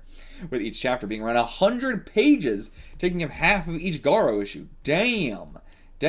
I mean, each chapter being 100 pages, sounds a bit daunting, but having a character sheet for every single chapter, because there's so many characters, nothing has sold me more on this series. Now I actually really do want to read it. But, that might be for another time. If you guys really want me to read it, let me know. If there's love for Kamui Gaiden, let me know. Or Kamui Den, let me know. Please do. And next up we have another two-page thing here by Shigeru Mizuki again, or Mizuki Shigeru, I should say. This came out in 1966. Don't know what month it came out in, so if we don't know what month it comes out, then we're going to read it last. But this is Yokai Mass Media. And so this is a guy riding in the eye of a yokai here, okay? Yeah, it's like a yokai who's got two boxes here, or I was gonna say TVs or something, but monitors. So it might be a guy on a monitor, but his hands overlapping a little bit there, I think, so it might be a box. It's got whatever the fuck this is, many gills. It's got different shoes on each foot. This is okay. How do I even say this? So I was showing my wife recently, my baby box and stuff like that. A lot of my old shit from growing up in elementary school and stuff that my mom kept. In there's just so many pictures of me drawing a creature. There's no other way to describe it. It's just, hey, here's a creature. Hey, here's a creature. And that is exactly what this reminds me of. There is no word for what this is other than, this is a creature. He drew a creature. It also reminds me of the bad 2-sentence horror stories where it's just I heard a noise downstairs, and when I went to go check, it was my creature. I'm such a sucker for just the creature. But okay, so the yokai mass media, it sucks in writers and mangaka alike with the intensity of a vacuum. And so that's what, like, yeah, maybe it was like a monitor or something, or just like a glass screen. Sucks them up and then shits them out. Eventually, exhausted mangaka, drained of their nutrients, are extruded out of an anus-like orifice in its posterior. The extruded authors and mangaka are sucked so dry that it's too horrible to even look at. But once in a blue moon, there are some odd mangaka that pretend to be eaten up and go on to steal nutrients from mass media instead. They grow fat and round, only to be finally ejected after a good decade. But the behemoth that is mass media is unperturbed. Even today, it pursues writers and mangaka like an anteater eats ants. Truly horrifying. I actually really like out of all these, Mizuki's the only one here who's doing like commentary. He's the only one who's got like a thing to say. You know, everyone else is just kind of doing silly, dumb stories that don't really matter. But like, he's the only one. I don't want to say pushing boundaries, because I wouldn't say he's doing that, but you know, maybe this is the mid-60s. It's very easy to push the envelope, but you know, at least he's got something to say. But yeah, it is. I get definitely part of the problem. I love the mass media. I can't deny it. I love the more, you know, extremely popular stuff, and I'm not as into like the super niche stuff. I say as we're reading every 60s one shot from GARO magazine. So I don't know what the fuck I'm talking about. Maybe. Okay, next up we got Fugitives by, again, Watari 24. This one came out in 1967. Moving on to 1967 now. This one came out in February of 1967. Here is our cover. A baby being born into a harsh reality. Just a nice little sketch there. But okay, what do we got here? Fugitives. Looks like a post-war sort of environment here. Just a big old splash page with them walking past the debris into pure white nothingness. Guy in a pure white suit, guy in a pure black suit. Interesting. You know, I think whenever I see pure white suit in manga, comics, or, you know, movies, stuff like that at this time, I immediately, of course, think criminal organization. And then black suit, I think of just, you know, that's just normal, you know, it's just normal. But also, you know, white suit could just be old, could just be older. But whew, so hot up here on the surface. Okay, on the surface, and also the sun's like rays are breaking through the panel there. Nice. But yeah, so hot up here on the surface. So assumingly, you know, war has happened. Most people are underground now or something. But out here on the surface, like, assuming this is post-nuclear war or something. It's what it seems like. This level of rubble? I don't know. But okay, so then they reach a house. It's got a silenced pistol. Opens up the door. Two people here, just a married couple. Stop right there, Kira. And is he missing an eye? Or is his eye, like, bulged over or something like that? Hey there, been looking for you, you know. Say something. Come on. Okay, is it like, you know, interesting, like, you know, there are people here living up here on the surface and everything like that, but it must be like harder to live up here, and so like you're in hiding by actually being out on the surface. Boss is a generous guy. Yeah, something's definitely happened to his eye. Agreed to spare your life if you return Yumi to him. Okay, so this is Yumi, and so the boss, like, assumingly kidnapped her, wants to keep her, you know, as a sex slave, as a trophy wife, all that sort of shit. Also, this is not just a silenced pistol, this is a futuristic kind of pistol. We've seen this kind of pistol in some other things. I don't know, it's like, interesting it has such a, you know, stock design for just like sci-fi pistol, but we've definitely seen this exact design in other manga. Maybe this is how Japanese pistols looked at the time, with a fucking dial on it? I highly doubt it. But yeah, so he is protecting her. Classic sort of thing you see in these sort of crime movies, but post-apocalyptic sort of been to this one. And yeah, never. I'd rather die than have you be taken away from me. Pistol whipped into the table. If you want to die so bad, then I'll gladly fulfill your wish. Yeah, because they're just going to take her anyway. But alright, yeah, want to keeping him alive to use blackmail for her. If you don't want him to die, you'll have to come back with us. But no, I'll stay here with Akira. Okay? She's actually got the will to be like, no, I'm not just going to let this all go according to plan. Yumi, your owner isn't that small-time delinquent. Oh, okay, yeah, like the boss, and that's small-time delinquent. But yeah, this guy's also like an older guy who's, probably been through a lot, versus all these guys are very younger. This guy's a little bit older, but like this guy's pretty young. You have to straight up kill him. And yeah, he's, it's not like his eye he's like not missing his eye or anything, it's just like a lazy eye or something, it seems. But, okay, that's him, right? He sees the face, then he makes this face. Like, he makes this face, but then she grabs him by the arm, slams the bald man into a pillar. Good, good, good. And smacks the pistol out of his hand, grabs him, chokes him to death. Hell yeah. Forgive me. Damn. Okay. Stop. Yumi, you weren't made to fight humans. Okay, she's a robot. She's a robot. There's been a robot war. The boss wants her to, as his robot wife, but he is not. Yeah, I'm not even sure if, like, this is like a relationship sort of thing. He's just sort of protecting her, from the humans and everything like that have spurred on this entire thing. And with the gun, he tries to shoot. I assume it's him shooting, but then we're also shooting at the same time. Yep, kills him. What a lazy effect. But she got hit too. Yep, the circuitry inside. I'm alright. Akira, you're hurt. Shuts down. Dead bodies on our hands. The person we were trying to protect, they're dead as well. Alright. Oh, okay, we got his name here. Futoshi Watari. Cool. But yeah, interesting tale here. I think I'd only give this one like a 4 out of 10. Definitely, could have been. It's the kind of thing where it's like, is it that I've seen this way too many times for it to really hit its effectiveness? Probably. If I had read this in 1967, would this have hit a lot harder? Certainly. But I can only put myself back in a mindset so much. I am the most in this mindset I could possibly be in my life with, having consumed all the 60s material I possibly can. And still, it doesn't quite hit me. So, I do think, like, if you're reading this, at the time of the 60s, maybe it might hit you pretty hard, but, might also not, I think it's a pretty 5 out of 10, very, normal, maybe 4. I think 4 out of 10, because the art also left quite a bit to be desired. Again, we're here for the amateur, low detail, very underground sort of style, but at the same time, I also want there to be some sort of, like, point to it. And, like, there's not much that I enjoyed from the art of this, aside from stuff like, the sun here eroding the barrier. Same thing with, like, the lights from the gun, eroding the barriers of the panels. That was pretty cool. I'll give them that. But the rest, not very interesting. The background's nothing going on. Yeah, could have been better. But thank you to the normal crew here: Elm Hunter, Yubei, Kitakevo.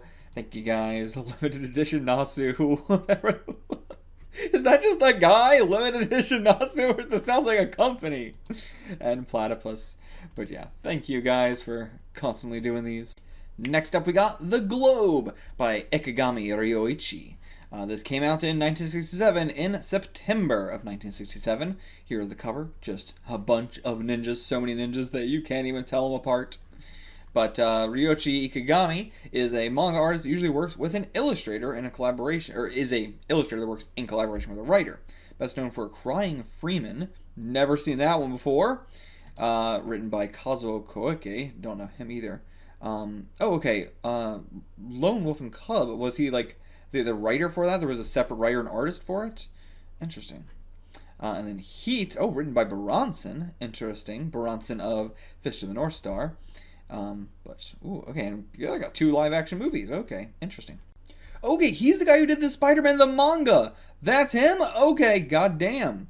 Well, written by Kosei Ono and Kazuma Harai. Written by both those and then illustrated by him. Okay, yeah.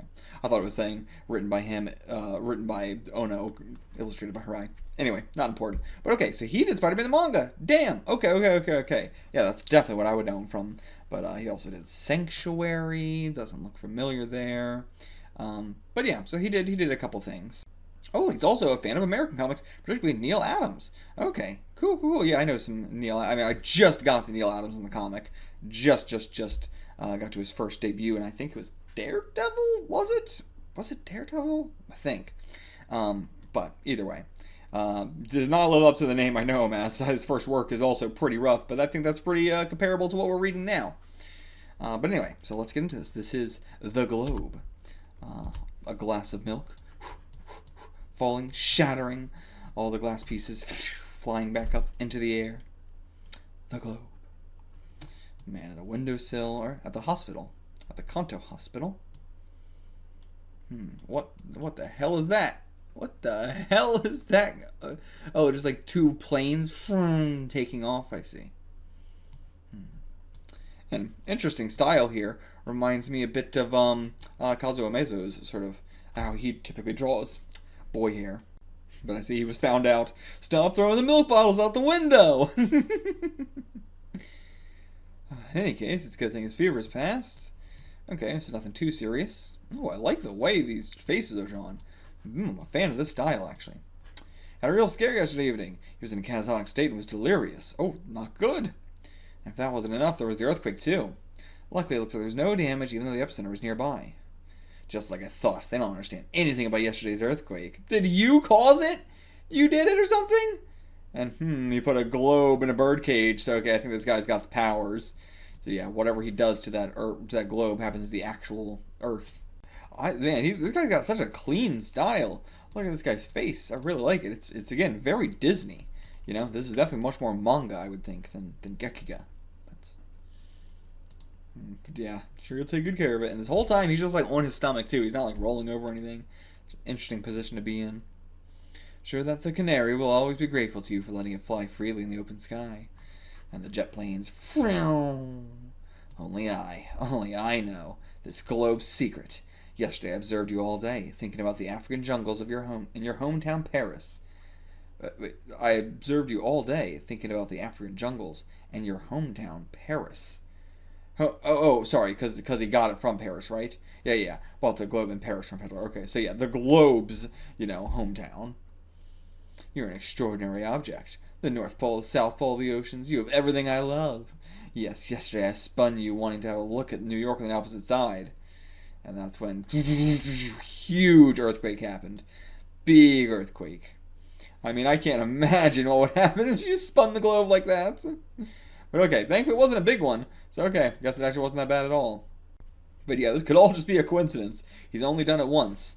We don't, actually know. Here it is starting again. But he's the one humming, it seems.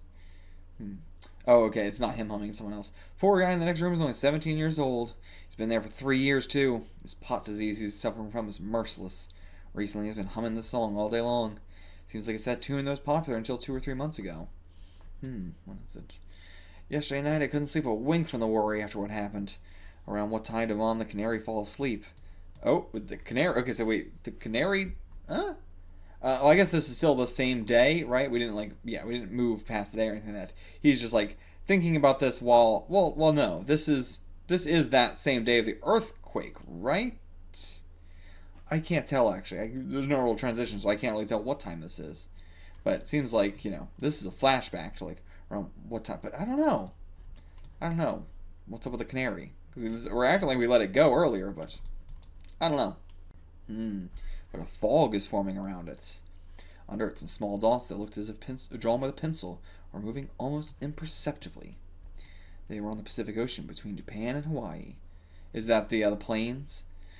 Taken with curiosity, I took out the magnifying glass. They brought to bother the canary. Oh, okay. You were gonna set it on fire with it or something, like a fucking anthill, bastard. But yep, it's the two planes. Yep. That's what they were. You can see them on the globe itself. Fighter jets. Listening closely, I could even hear some faint roars. Wow. Tried to poke one of the jets with a pencil.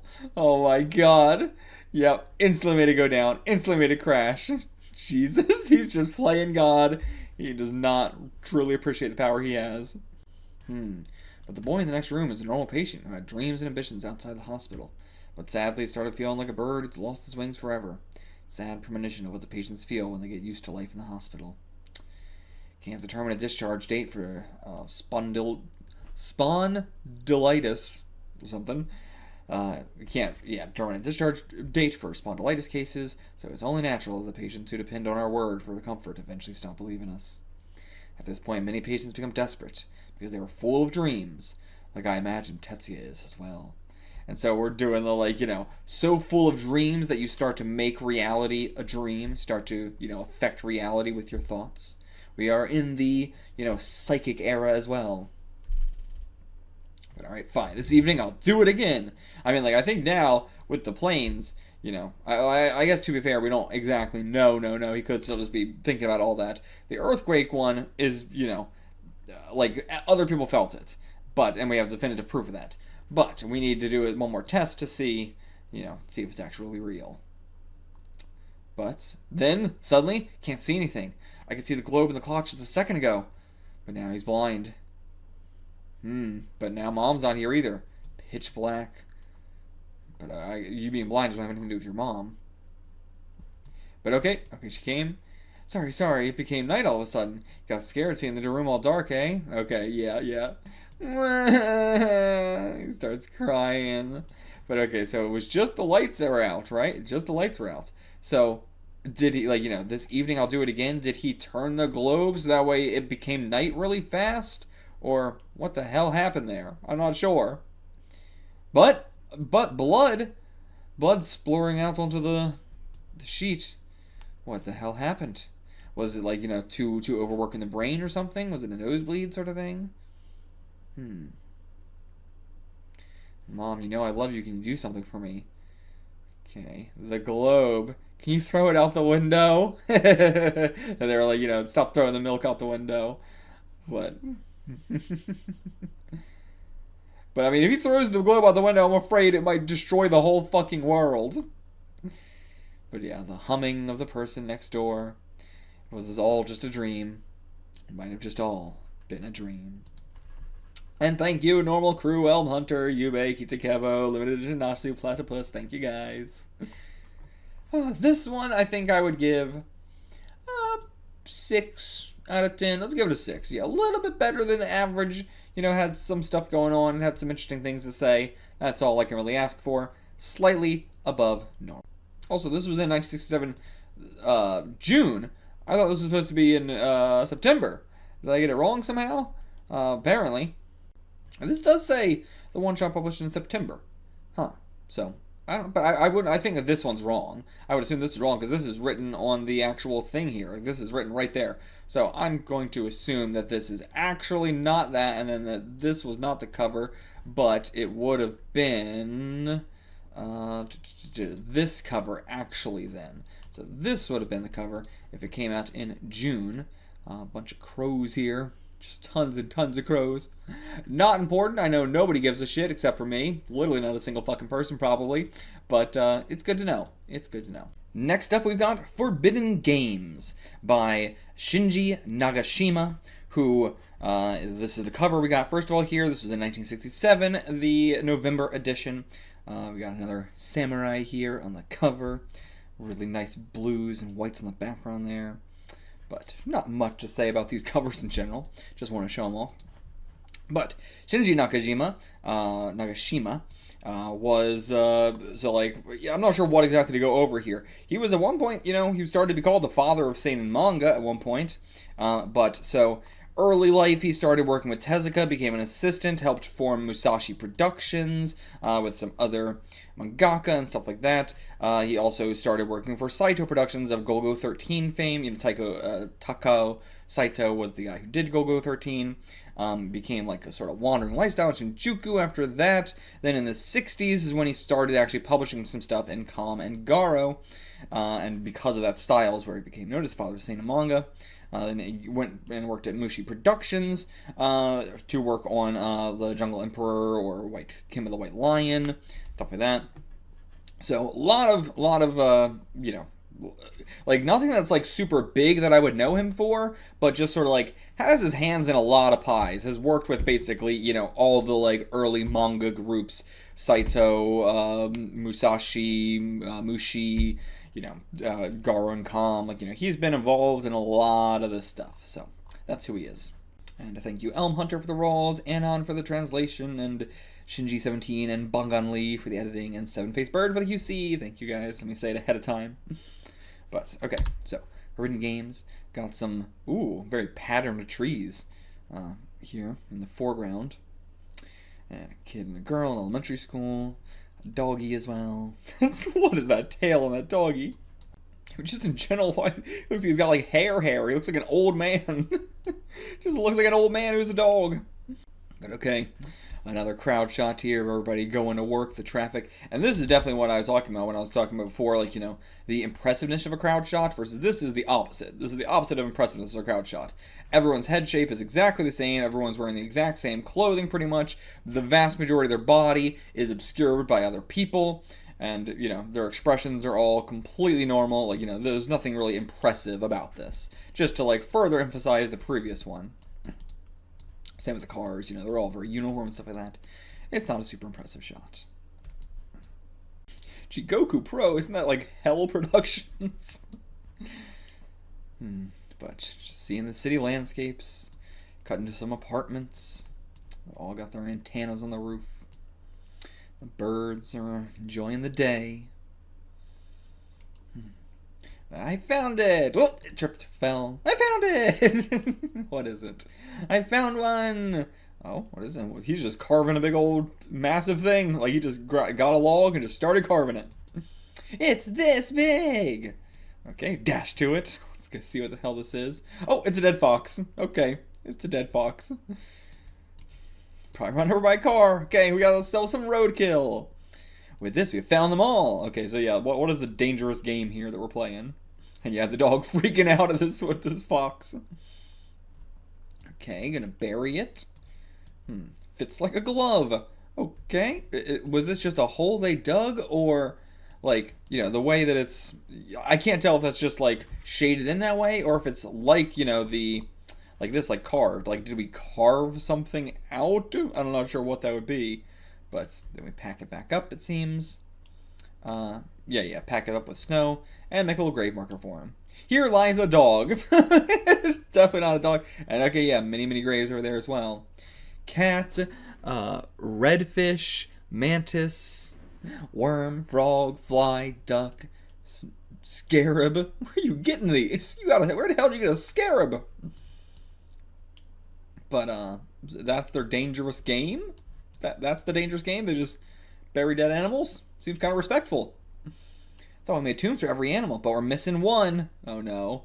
A man. Okay, yeah. We gotta find one. Okay, now out they go to try and find a man to bury. But it's not like they've killed any one of these things. Assumingly, nothing implied they killed any of them. If we saw them kill the fox, this would be a lot more scary, but otherwise, they're just doing the normal kid thing, going to find a dead body. We've all found a dead body as kids. Also, okay, so this one says August 1967. So what? So your manga decks just must have wrong information for a lot of these sort of things. But okay, so this was from August. What was the cover for August? Did we already look at that one or not? I don't remember. No, we didn't. Okay, so this was actually look at these covers is hard to get. Maybe I'll have to do that after we read them because it's seemingly like they're wrong. This is just a guy's face made out of clay. Okay, what the hell do I say about this? I don't know. But it really shows you how diverse these covers were at the time. And yeah, Shinji Nagashima is right here credited for this issue versus I don't think he was credited for the other one.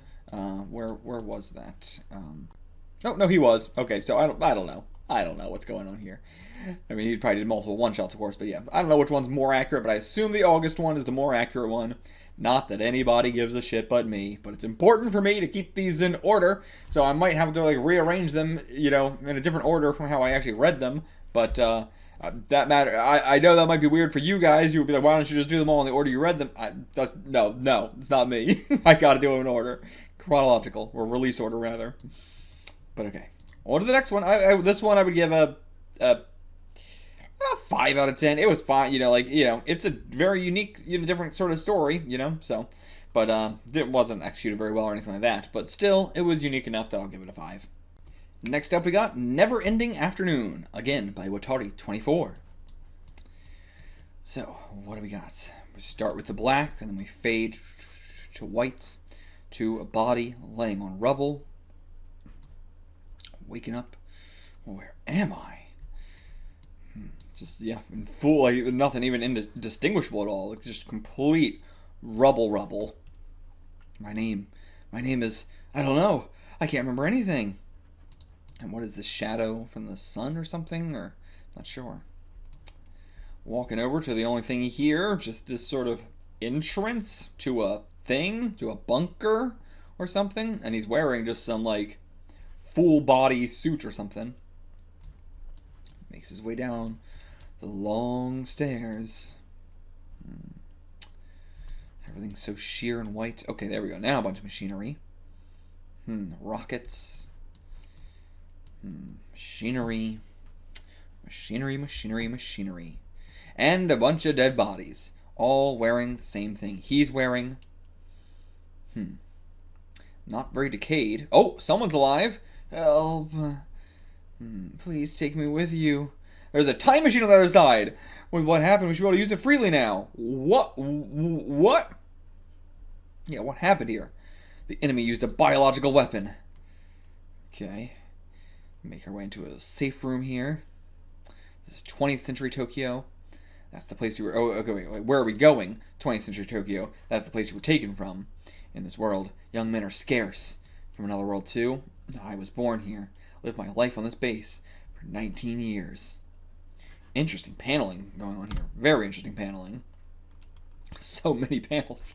1, 2, 3, 4. And then 1, 2, 3, 4, 5, 6, 7. I won't count these because they're just black.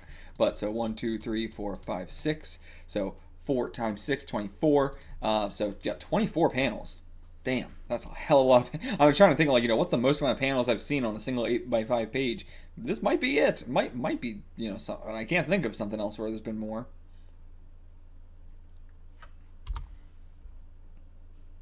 But, okay.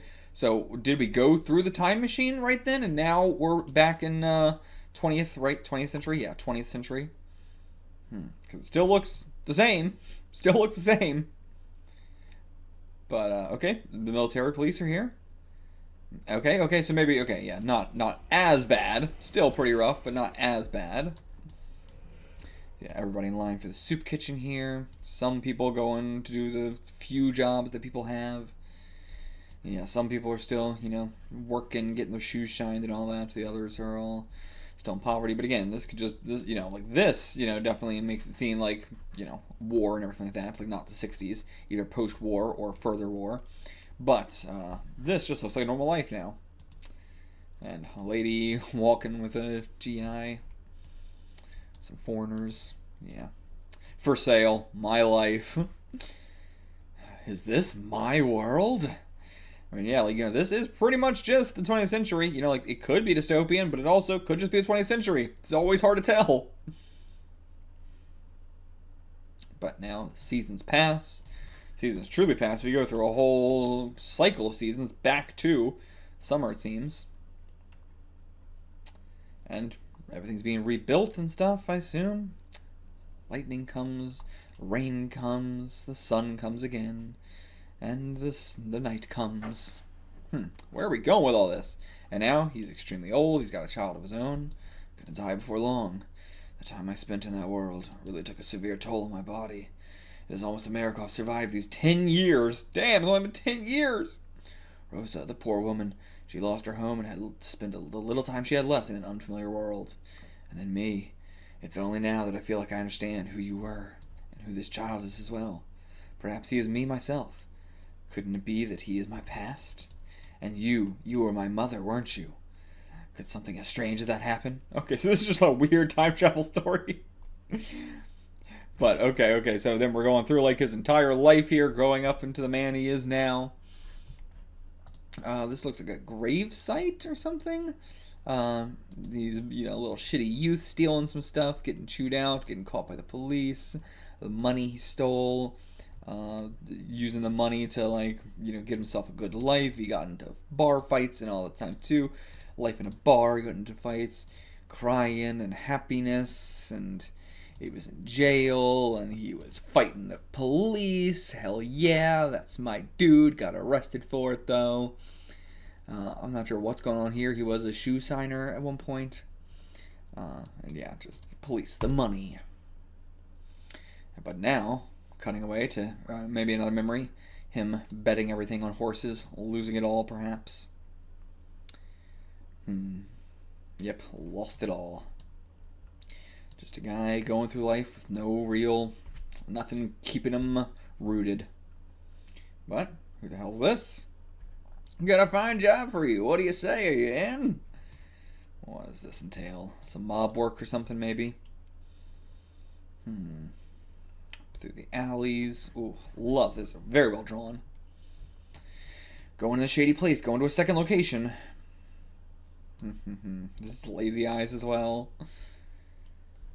Where are we going? A lot of just walking in this one. A lot of walking in this one shot. Okay, so now here we are back to the bunker. Back to the time machine. This is an elevator, I think. Weird panel there.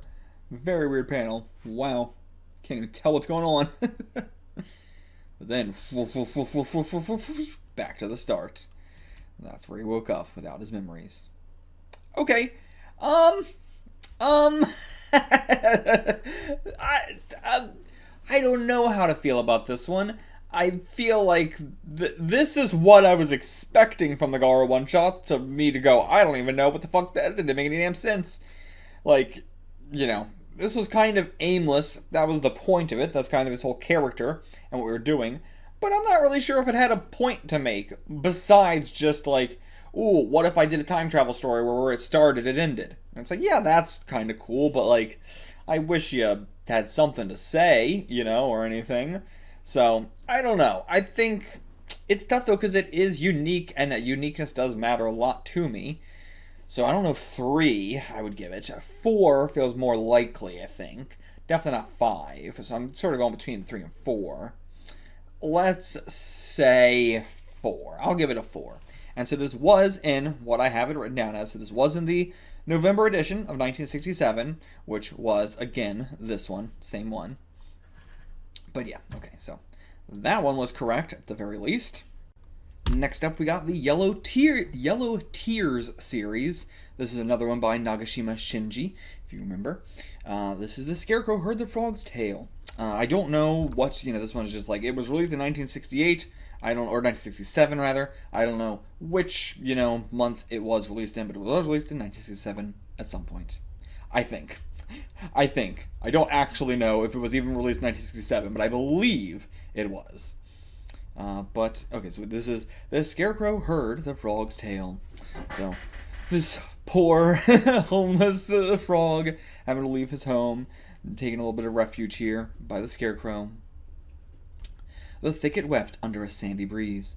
Whoosh, whoosh. It was a windy day. The frog came walking against the wind. Oh, against the wind, too.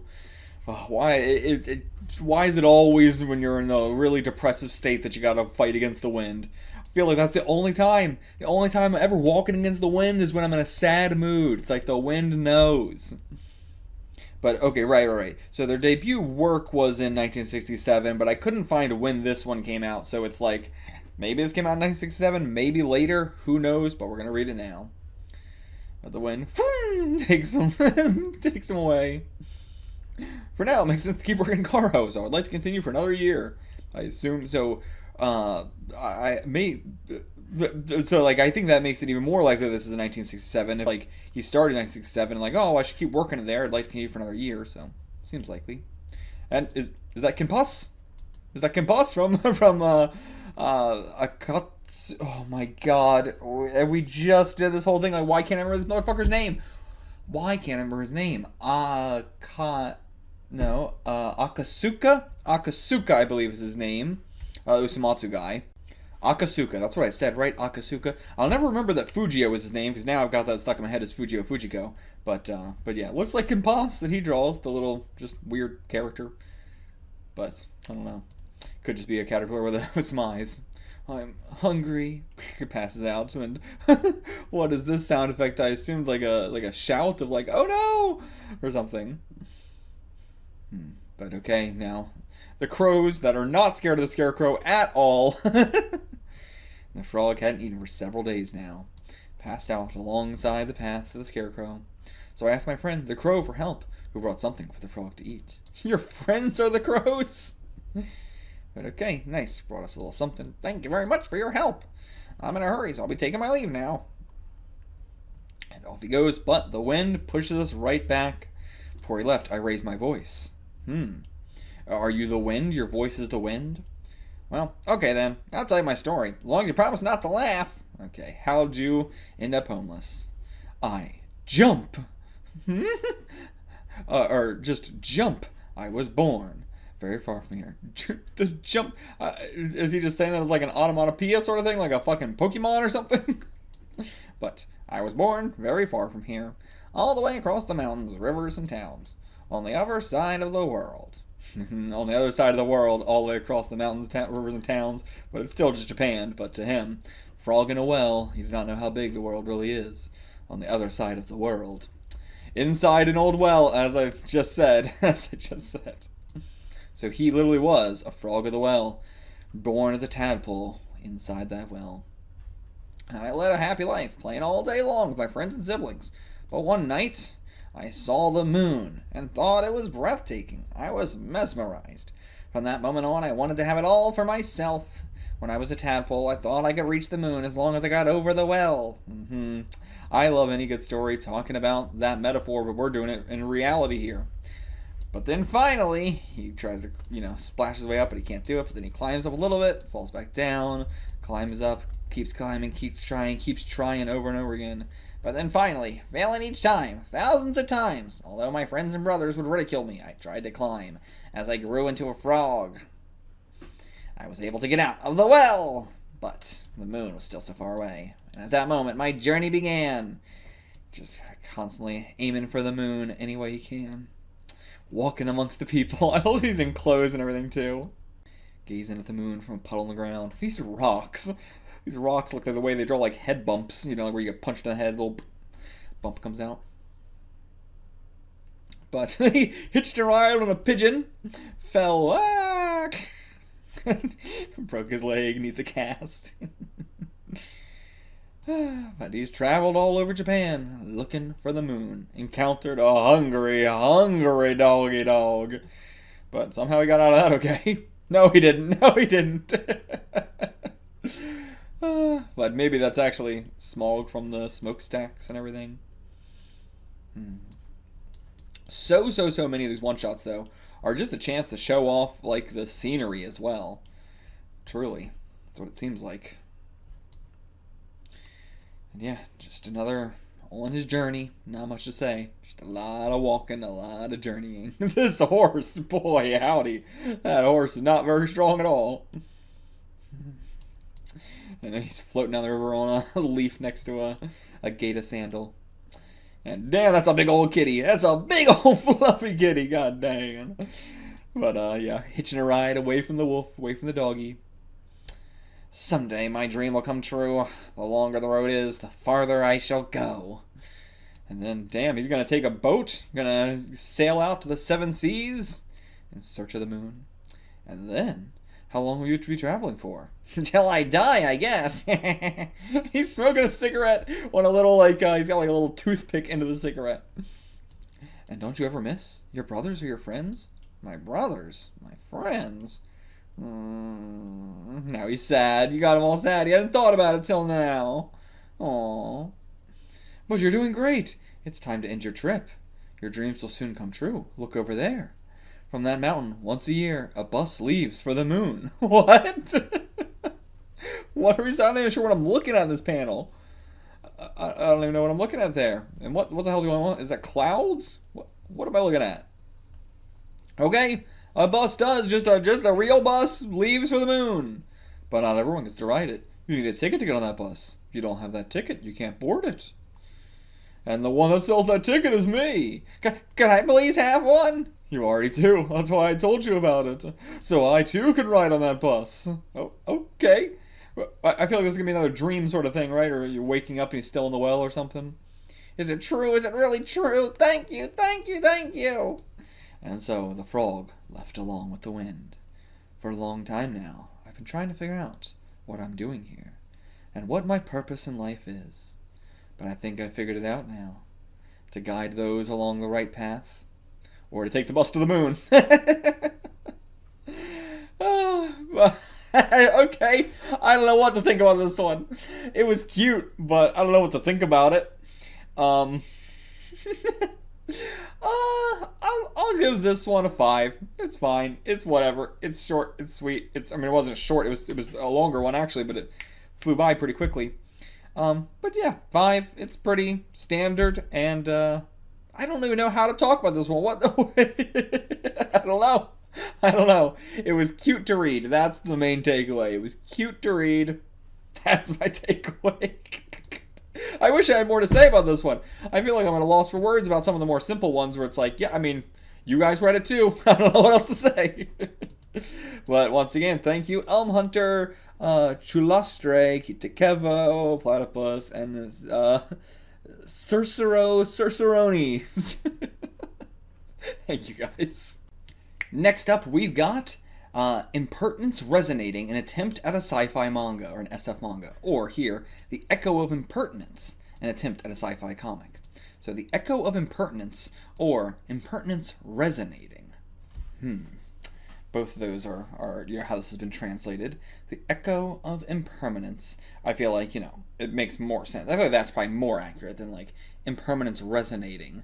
I think, but that could also be a thing, the echo of impermanence being, that it reverberates down throughout time, that it repeats, that it mirrors, something like that. But then also the impertinence resonating could be, that, impermanence is resonating with somebody. I mean, in the way that, this might be a really weird comparison, but, 4chan's whole appeal was that, you post and then it goes away, that it's impermanent, that it is not like a normal form where it's just there forever. That would be sort of like a, impermanence resonating, where something that isn't permanent is the resonating factor. Snapchat, I think, would be a great example of that as well. Snapchat resonates with people because of its impermanence. So is this the echo of impermanence, or is this impermanence resonating? We will see which one it is here. An attempt at a sci-fi comic, an attempt at an SF manga.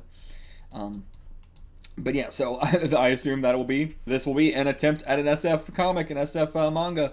So, but yeah, this came out in 1968. We're moving on to 1968 now. Pretty far ahead though. We're moving ahead almost a whole year to August. So here's the cover here.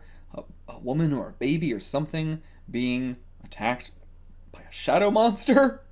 That's my guess. I don't know, but as always, I like the painted look. This is by Tsurita Kuniko, who we might be reading some more of. All of her works seems to have been collected into, in Japanese, it was collected into a thing called Flight. In English, half of that was collected and translated into a collection from Drawn and Quarterly, who do a lot of early 60s manga and 50s and stuff like that, called a Blue Sky with a Single Cloud or something like that. But again, it was only half. Then Scanlation just covered the other half. But so it's all been translated in one way or another, so we can, from start to finish, read all that. And then there's also a collection called Beyond, which is all her unpublished stuff. So everything's been collected, except for this one, for some reason. This one wasn't collected, so we're reading that one along with this, which is just, again, this is not all the one-shots from GARO in the 60s. This is, of course, the ones that aren't, connected to a big, release. These are all just, scattered ones that I could find. And anything that's, a part of a big release that's, a couple volumes long, that might have to be its own thing. But okay, let's get into also, that, so Tsurita Kuniko was, the first woman who was, working at GARO and doing, seinen magazines, or seinen manga and stuff like that. Because, at this time, a lot of women are being forced to, only do shoujo and everything like that. But also, I say, woman because she also did a lot of self-inserting as a genderqueer or androgynous character. So, clearly, she was playing around with her gender as well and stuff like that. So, but, she died early on, and she died at a time where, didn't have a lot of labels for this sort of stuff, and it was all very new and everything like that. But certainly, she was definitely the first woman, but also the first woman. You know what I mean? So I feel like it's fair to say that. That she was definitely, almost certainly non-binary in some way, or genderqueer in some way, or androgynous, or something. Who knows what she was going on, or what they were doing, but wanted to at least mention that. But yeah, their big thing was, being one of the only people that is not just, cis man writing this manga. So definitely going to be checking out her whole collection and everything like that, their whole collection. This story takes place in the distant future when humanity begins to immigrate to extraterrestrial planets. Okay?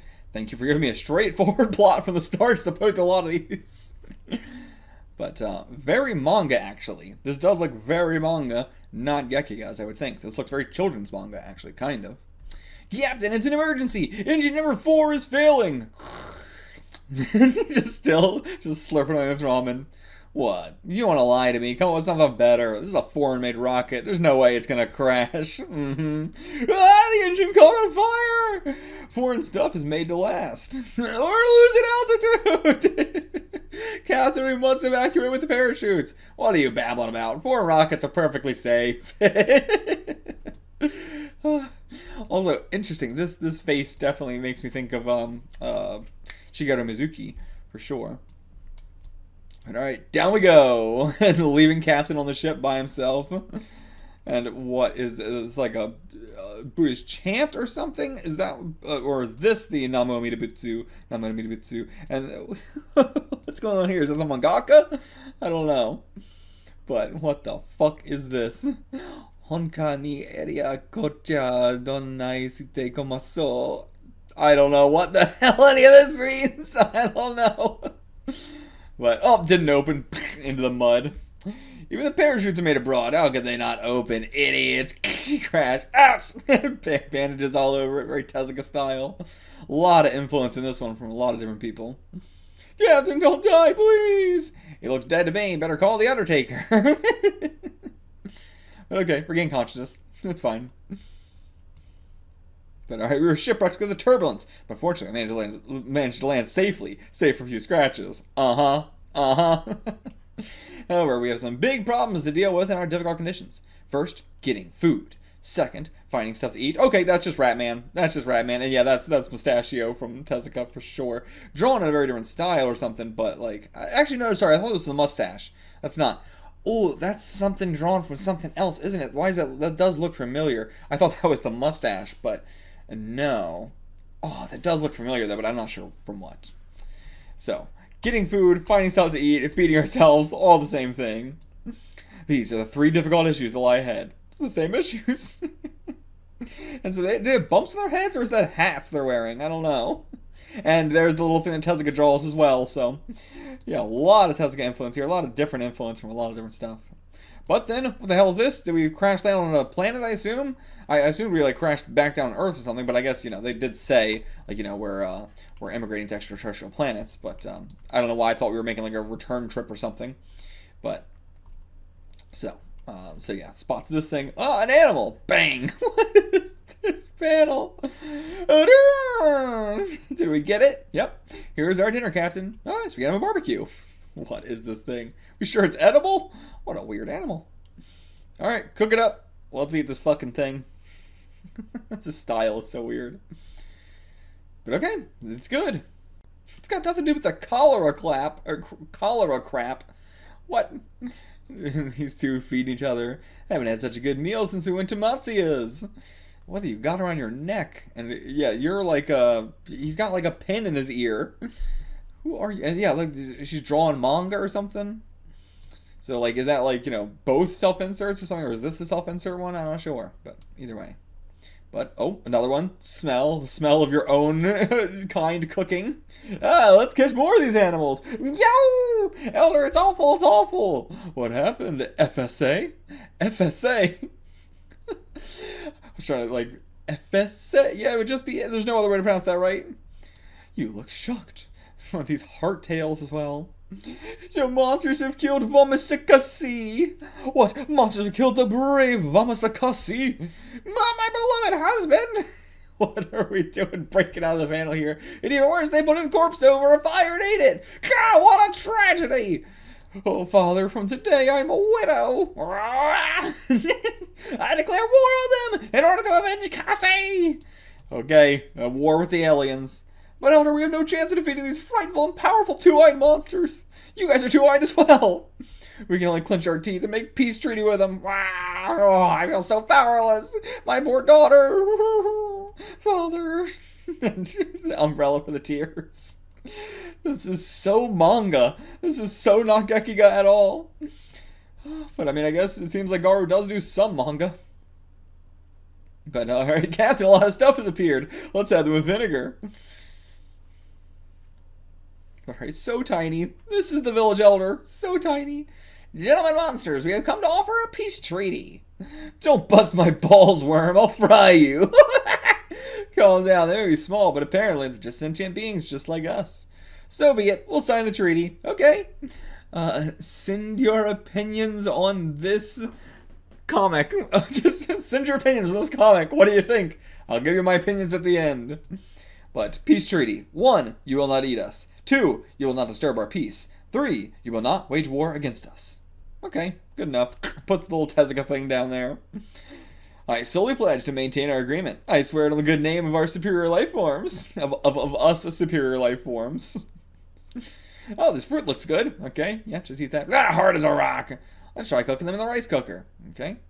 But what do we care? But what do we care? Is that coming from the rice cooker? Does it sing a song?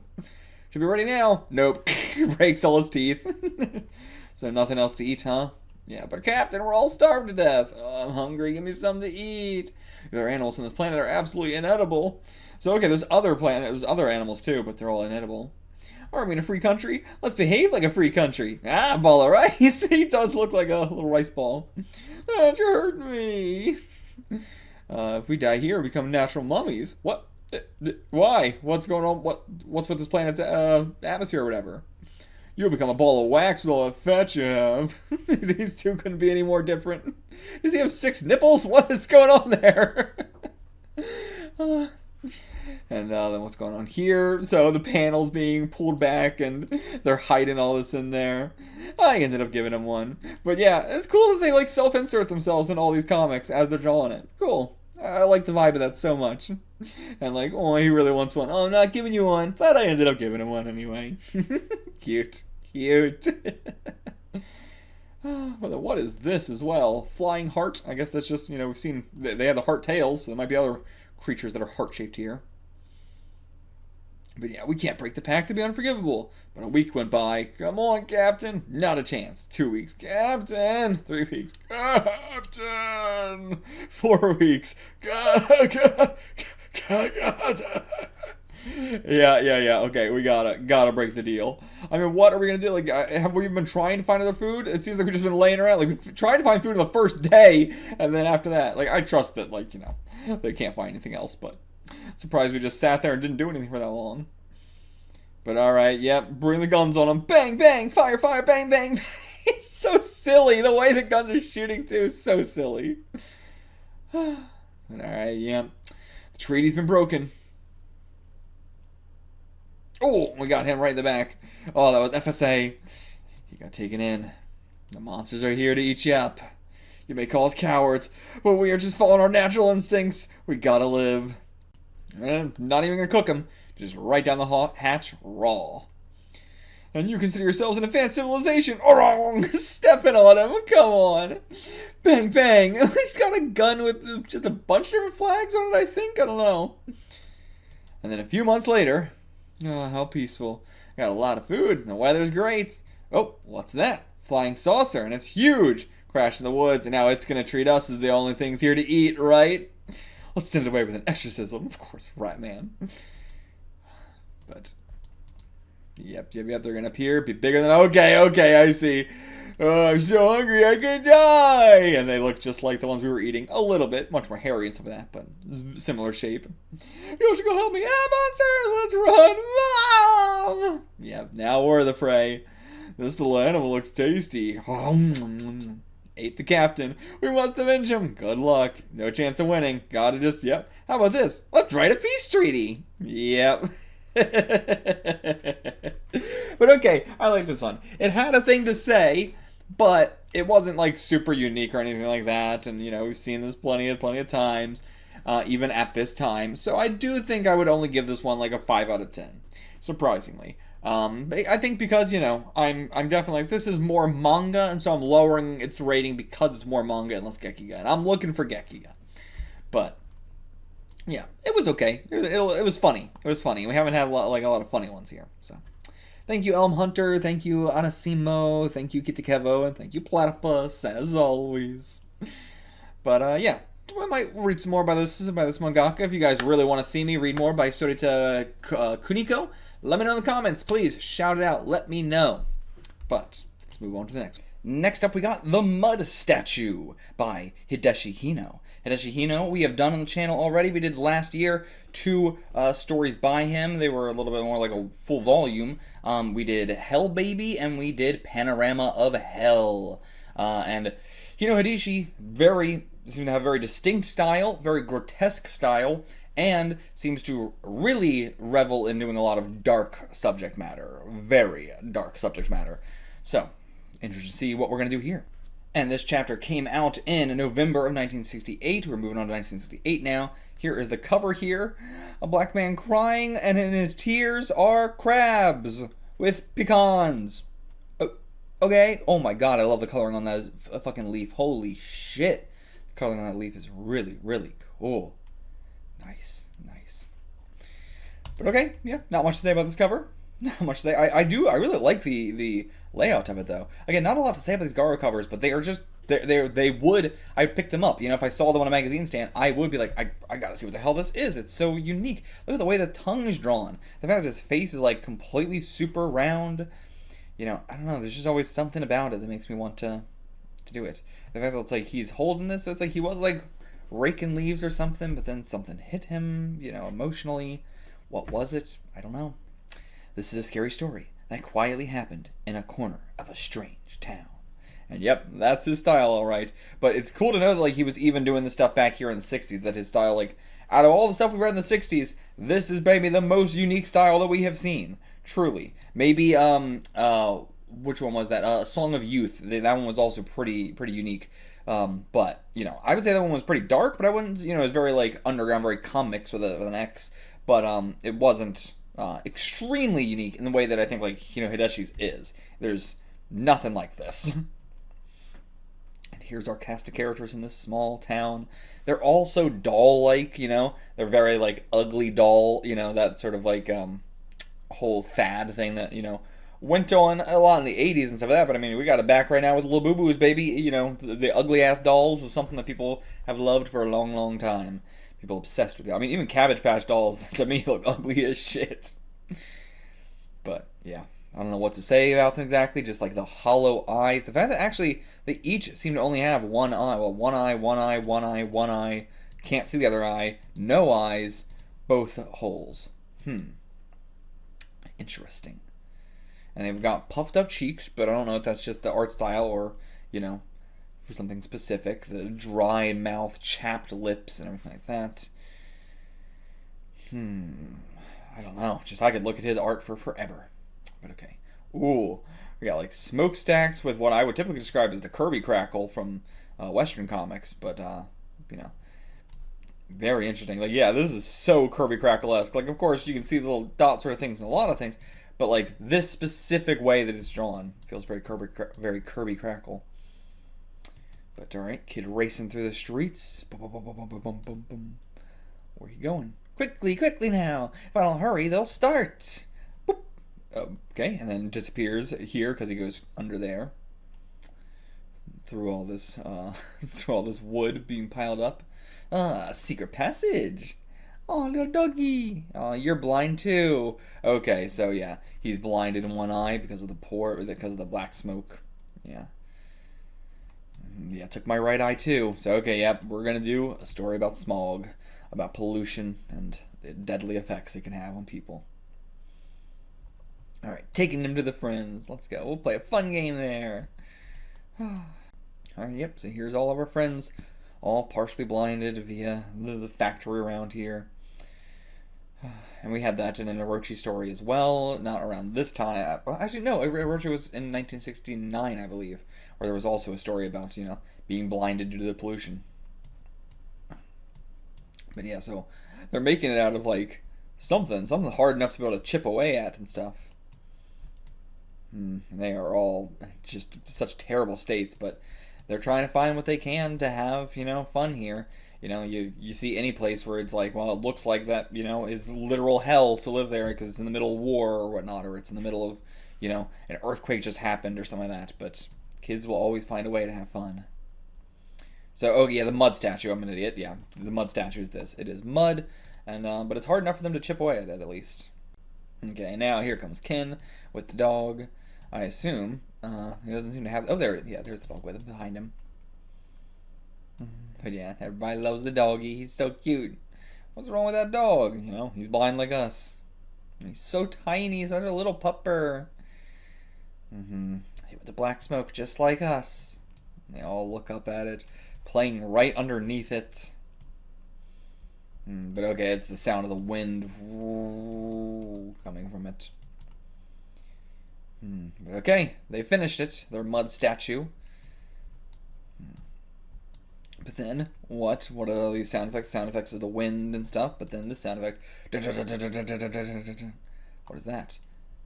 And it's all cracked and, you know, like the mud starts to dry and then cracks and stuff like that. But it's very reminiscent of them.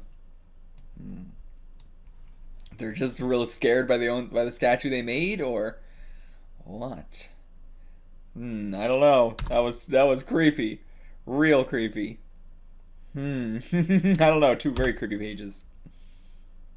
But this mud statue is a hateful, hateful adult. It is a hateful, hateful adult who created the black smoke that took away our eyes, our noses, and our mouths. Yeah, you know, their nose and the mouth as well, all destroyed by the smoke. Today, it's Jiro's turn to go first. Okay. Think of the statue as a hateful, hateful adult. Come on, Jiro. What's he got to do? Just attack it? Okay. I want my right eye back! So yeah, they all make a statue as a, like, piñata of, to take out their frustrations on. And they destroy it.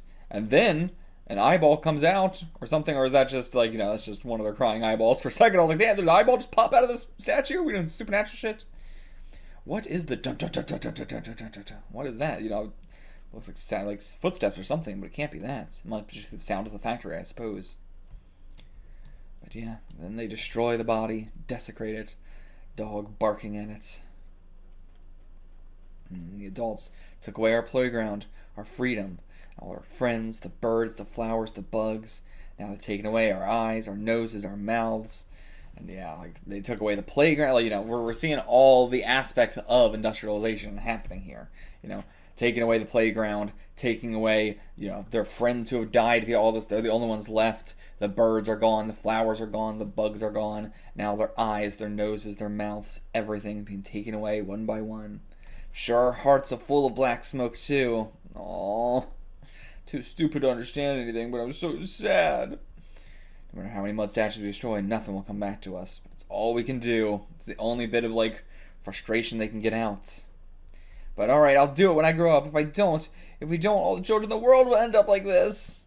Well, do what? Like, kill the other adults? So that way this doesn't happen? But what's going on? It's terrible, it's terrible. Oh, you're playing with the statue again. What's the big deal? Okay. They're going to build another factory in this vacant lot. This is our only, you know, means of safety here, our only means of freedom, rather, is not safety but freedom. It is safety from the rest of this stuff, but even so, we're just right underneath the factory. But like, this vacant lot's all we have. Alright, this time, finally, we won't be able to play with mud statues anymore. Yeah. Well, I guess, like, you know, like, this time, finally, is this connected to this sentence, or is that just a separate sentence? But either way, like, if the vacant lot gets taken over, they're going to have no mud left. A beautiful sunset behind the pillars of jet black smoke. I love the way he draws this with the curvy crackle. It looks so good. That's where this ends. Oof. I really thought we were going for a, like, you know, they were going to go like, okay, now it's time for us to kill the adults. You know, we've been practicing with these mud statues, now it's time to kill the adults. But we actually didn't really go there at all. It was just kind of like a, you know, horror tale of horror of the real world, horror of, like, what would happen to us if we just continue to let this pollution, you know, run rampant and everything like that. And thank God, you know, a little bit, you know, in the late 70s and then the 80s and 90s and 2000s, you know, we had a lot of, you know, stuff to fix this. You know, we fixed the damn ozone layer. You know, like we did go all out and helping, fix a lot of these issues and not letting the world become a place that's just covered in jet black smoke and, the amount of pollution that we had before. But now it's all coming back. We are definitely in an age of losing so much of the protections that we had around the environment and everything like that. All this whole age is about to come back if we don't prevent it once more. And I'm glad that I got to grow up in a world where we were preventing a lot of this stuff. And still, there was a lot more we had to do. There's constant more you have to do. But, it's nice to know that there was worries about this, and then they did something about it. It's easy to get bogged down by all the awful in the world, but it's also important to note that that's not the way things used to be. The way things are now, we're falling back into that, and there's so much, people just believing in conspiracy theories or believing in, people, will act like, we were so, upset about the ozone layer for so long, and then we, stopped caring about it. We didn't stop caring about it, we fixed it, There was so much environmental stuff that we cared about for a long time, and then we don't talk about it anymore because we fixed it. And, instead people will just go, oh, so it was there, there is no global warming, there is none of that shit. And we're gonna fall right back into this future if we don't prevent it again. And I would give this one a 6 out of 10. Surprisingly, I really thought I was going to like Hino Hideshi's way more, but yeah, I think only like a 6 out of 10. It could have been more. Could have had more stuff going on there. But I do like it, and it gave me some good talking points. It may be the one that I had, to say discussion-wise about it, but still, 6 out of 10. Next up, we got Air Pocket by Sasaki Maki. This is someone who I looked up, and really all I could find is just like they were someone who did a bunch of GARO stuff, and they were known for doing anti-manga. So surreal, so non sequitur that it's anti-manga. So, what do we got? Can't buy me love, love, What? I feel like that's like a very, like, how, like, in Japanese, if you're not ending on, like, a syllable, or, like, sorry, if you're not ending on a vowel sort of a sound, then you might add in a vowel sound, like love, or something like that, or, like, kenta, kenta, you would add a little to the end of it. And so in Can't Buy Me Love, the Beatles song Can't Buy Me Love, it would be like, can't buy me love. But it's just stressing out the love. But I think they're here, at least Sasaki Maki's hearing it as like, can't buy me love, can't buy me love, or love, Yeah, I think that's what he's hearing, but it's just the love part stressed, love. But it's so much, can't buy me love, But okay, so I assume we're going to be playing off of that sort of idea that you can't buy me love. Money can't buy me love. Based off of this, I don't know what the hell that's going to have to do with it at all. No clue. But she's looking at her in the mirror on the wall. Who's the prettiest of all? I'm in love with you. Oh boy, howdy. Okay. What the fuck? Okay, let's... I don't even know what to say about this. Just immediately being told this is anti-manga and then seeing this. Yeah. Welcome, please. Hold the red handrails. Is this an escalator? And then a money pouch saying super on it with hands coming out of it or something and holding on to the woman on the cover. And okay, yeah, so there was escalators that she's holding it. What I want. Okay. Marilyn Monroe with her skirt being blown up there. And her in her house with pictures of the Beatles. I assume that's what that's supposed to be. It's so low detail, it's hard to tell, but checkered ceiling, mirrors everywhere. Pictures of dogs coming or pissing and licking and or drooling and coming and pissing. There was a sign here for young this way, ladies that way. Very MC Escher kind of environment here going on. But how about for 3? Oh, none. And what the... Yeah, I don't know how I'm going to talk about any of this. I thought Human Clock, that one shot we did, was going to be the hardest one to talk about. But nope, this one might be the hardest one to talk about. Okay, Statue of Liberty on a thing where you're changing behind it, and someone changing behind it, and you can see their dick and balls, I think is what... I don't know if that's what's going on. Someone powdering their fingers? And speech bubble, nothing in it. Was that a scanlation mistake, or is that how it was in the raw? I'm going to assume it's how it was in the raw. And then a sign for the mint as well. And then pictures of... Oh, who is that? Yoko Ono? I don't know who that is. Don't know who that is. But I don't know. Might maybe not be. Maybe somebody else. But okay. So these are just like other people. You know, this is how she views other people. Cash editors in 1969. This art style. C'est que je veux. What? There's no worse time than now. And they're all just copy pasted. What the fuck? What the fuck? And now we're on the ceiling. Oh, if only I had a guitar.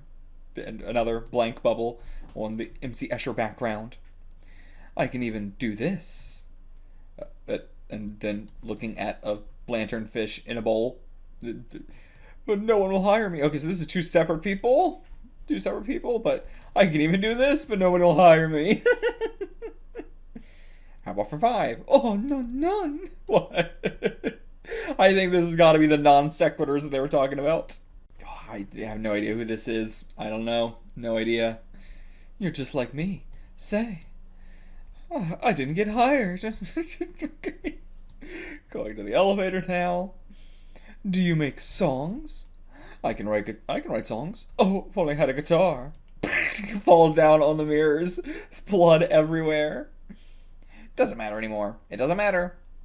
We are not angels. Okay? Okay?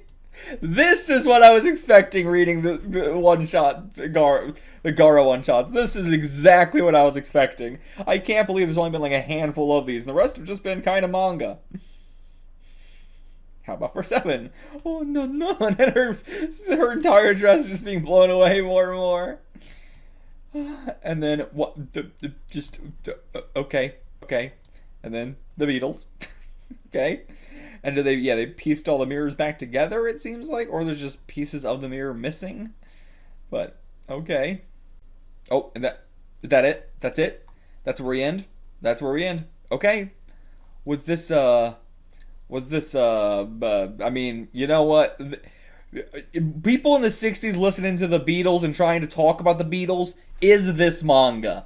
I don't know how else to better put it other than like when people talk about the Beatles in the 60s, this is how they feel. You ask any random fucking teenager from the 60s, what does the Beatles make you feel? What do you think about the Beatles? This manga is what they feel about the Beatles. And I don't know if there's any better thing I could say about it than that.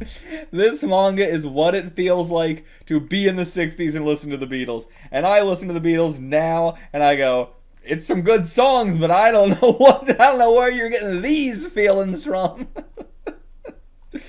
Holy shit. Okay, well, that was certainly a thing. That was certainly a thing. And this is from 1969. I guess it really depends. This really depends where we are in 1969. And also, like, when Japan gets their news, depending on the whole Marilyn Manson situation as well. But, yeah, we don't know when this one was published.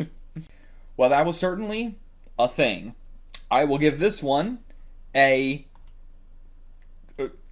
1. I gotta give this one a 1. I'm not gonna think about it. It wasn't good. This one, 1. I'm glad we read it because I wanted more stuff like this, but 1.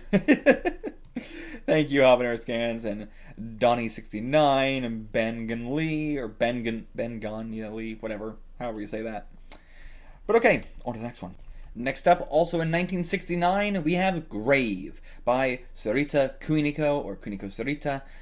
This again was the first woman, maybe first non-binary person who was running in GARO, and also just one of the first women and first, non-binary people to be doing a lot of like manga like this. It's not to be doing manga that isn't shoujo, I'll say. One of the very first, if not the first. But yeah, we already talked about her and them, and we'll be, this is another one that was not in their big collection of, like, everything they've done. So this one and the Impermanence Resonating, or the Echo Impermanence, was the other one that was not collected in that. But anyway, this is grave. We don't know exactly what month, so I can't show a cover or anything. Let's get into it. Here lies the grave of a lazy man. Also, I should say this is like 2 pages. Very short. Here lies the grave of a lazy man. A very lazy grave, too. The grave of a lazy man who died because all became tiresome. His grave now serves as a bench for the villagers. That's a good thing. Okay. Oh, actually, okay, so we did. So this one came out in October of 1969. But yeah, once again, thank you, Elm Hunter, Chocolastre, Kitakevo, and Platypus. Thank you guys. This one, just to do one, here lies the grave of a lazy man. The grave of a lazy man who died because all became too tiresome. And now it's a bench. That's a good thing. I wish we had a little bit more about the little lazy man. Like, I wish we had any, any bit of information that made this a little bit funnier, maybe, or made it a little bit more ironic, or made it something. But as it is, it feels a little bit like, a missed opportunity or something. Like, I don't know. I feel like we could have made it funny or ironic or sad or something. But instead, it was just kind of like, meh, just a lazy man. But I give this one a 2. I thought this one was going to be a funnier one, just like with the setup, with it only being 2 pages and this being the first page. But I don't know. Didn't quite land. So, 2 out of 10. And that, my friends, was every GARO one-shot from the 60s that is not a part of another big whole collection. That was everyone that was not regathered into a collection, except for a big anniversary collection that's only had a couple chapters translated that I pulled from. But overall, all this was basically scattered one-shots that I could find that weren't a part of any big collection or anything like that. And please do let me know if you want me to read one of those collections. Let me look up which ones I already have that I'm kind of interested in. So we got Hayashi Seichi, we got Kuniko Tsurita, we've got Tatsumi Yoshihiro. I think that's only one. Oh no, that's a couple there. No, Tadao Suge only has Trash Market, but still, it's a whole 300-page volume thing. And then Yoshiharu Suge. Yoshiharu Suge and Kuniko Tsurita are the ones that I'm definitely the most interested in checking out stuff from. So, if you are interested in any of these people, if you know any of these people, whatever, please let me know, and we will, check one of those out. And I might just check one out regardless anyway, but, it'd be good to know and have some feedback on what you guys want to see. And, of course, we'll be doing probably all these, chronologically as well. If I do Suge, I'm not just going to do, the collected volumes as they are, but I'm going to sort through them and do it all chronologically.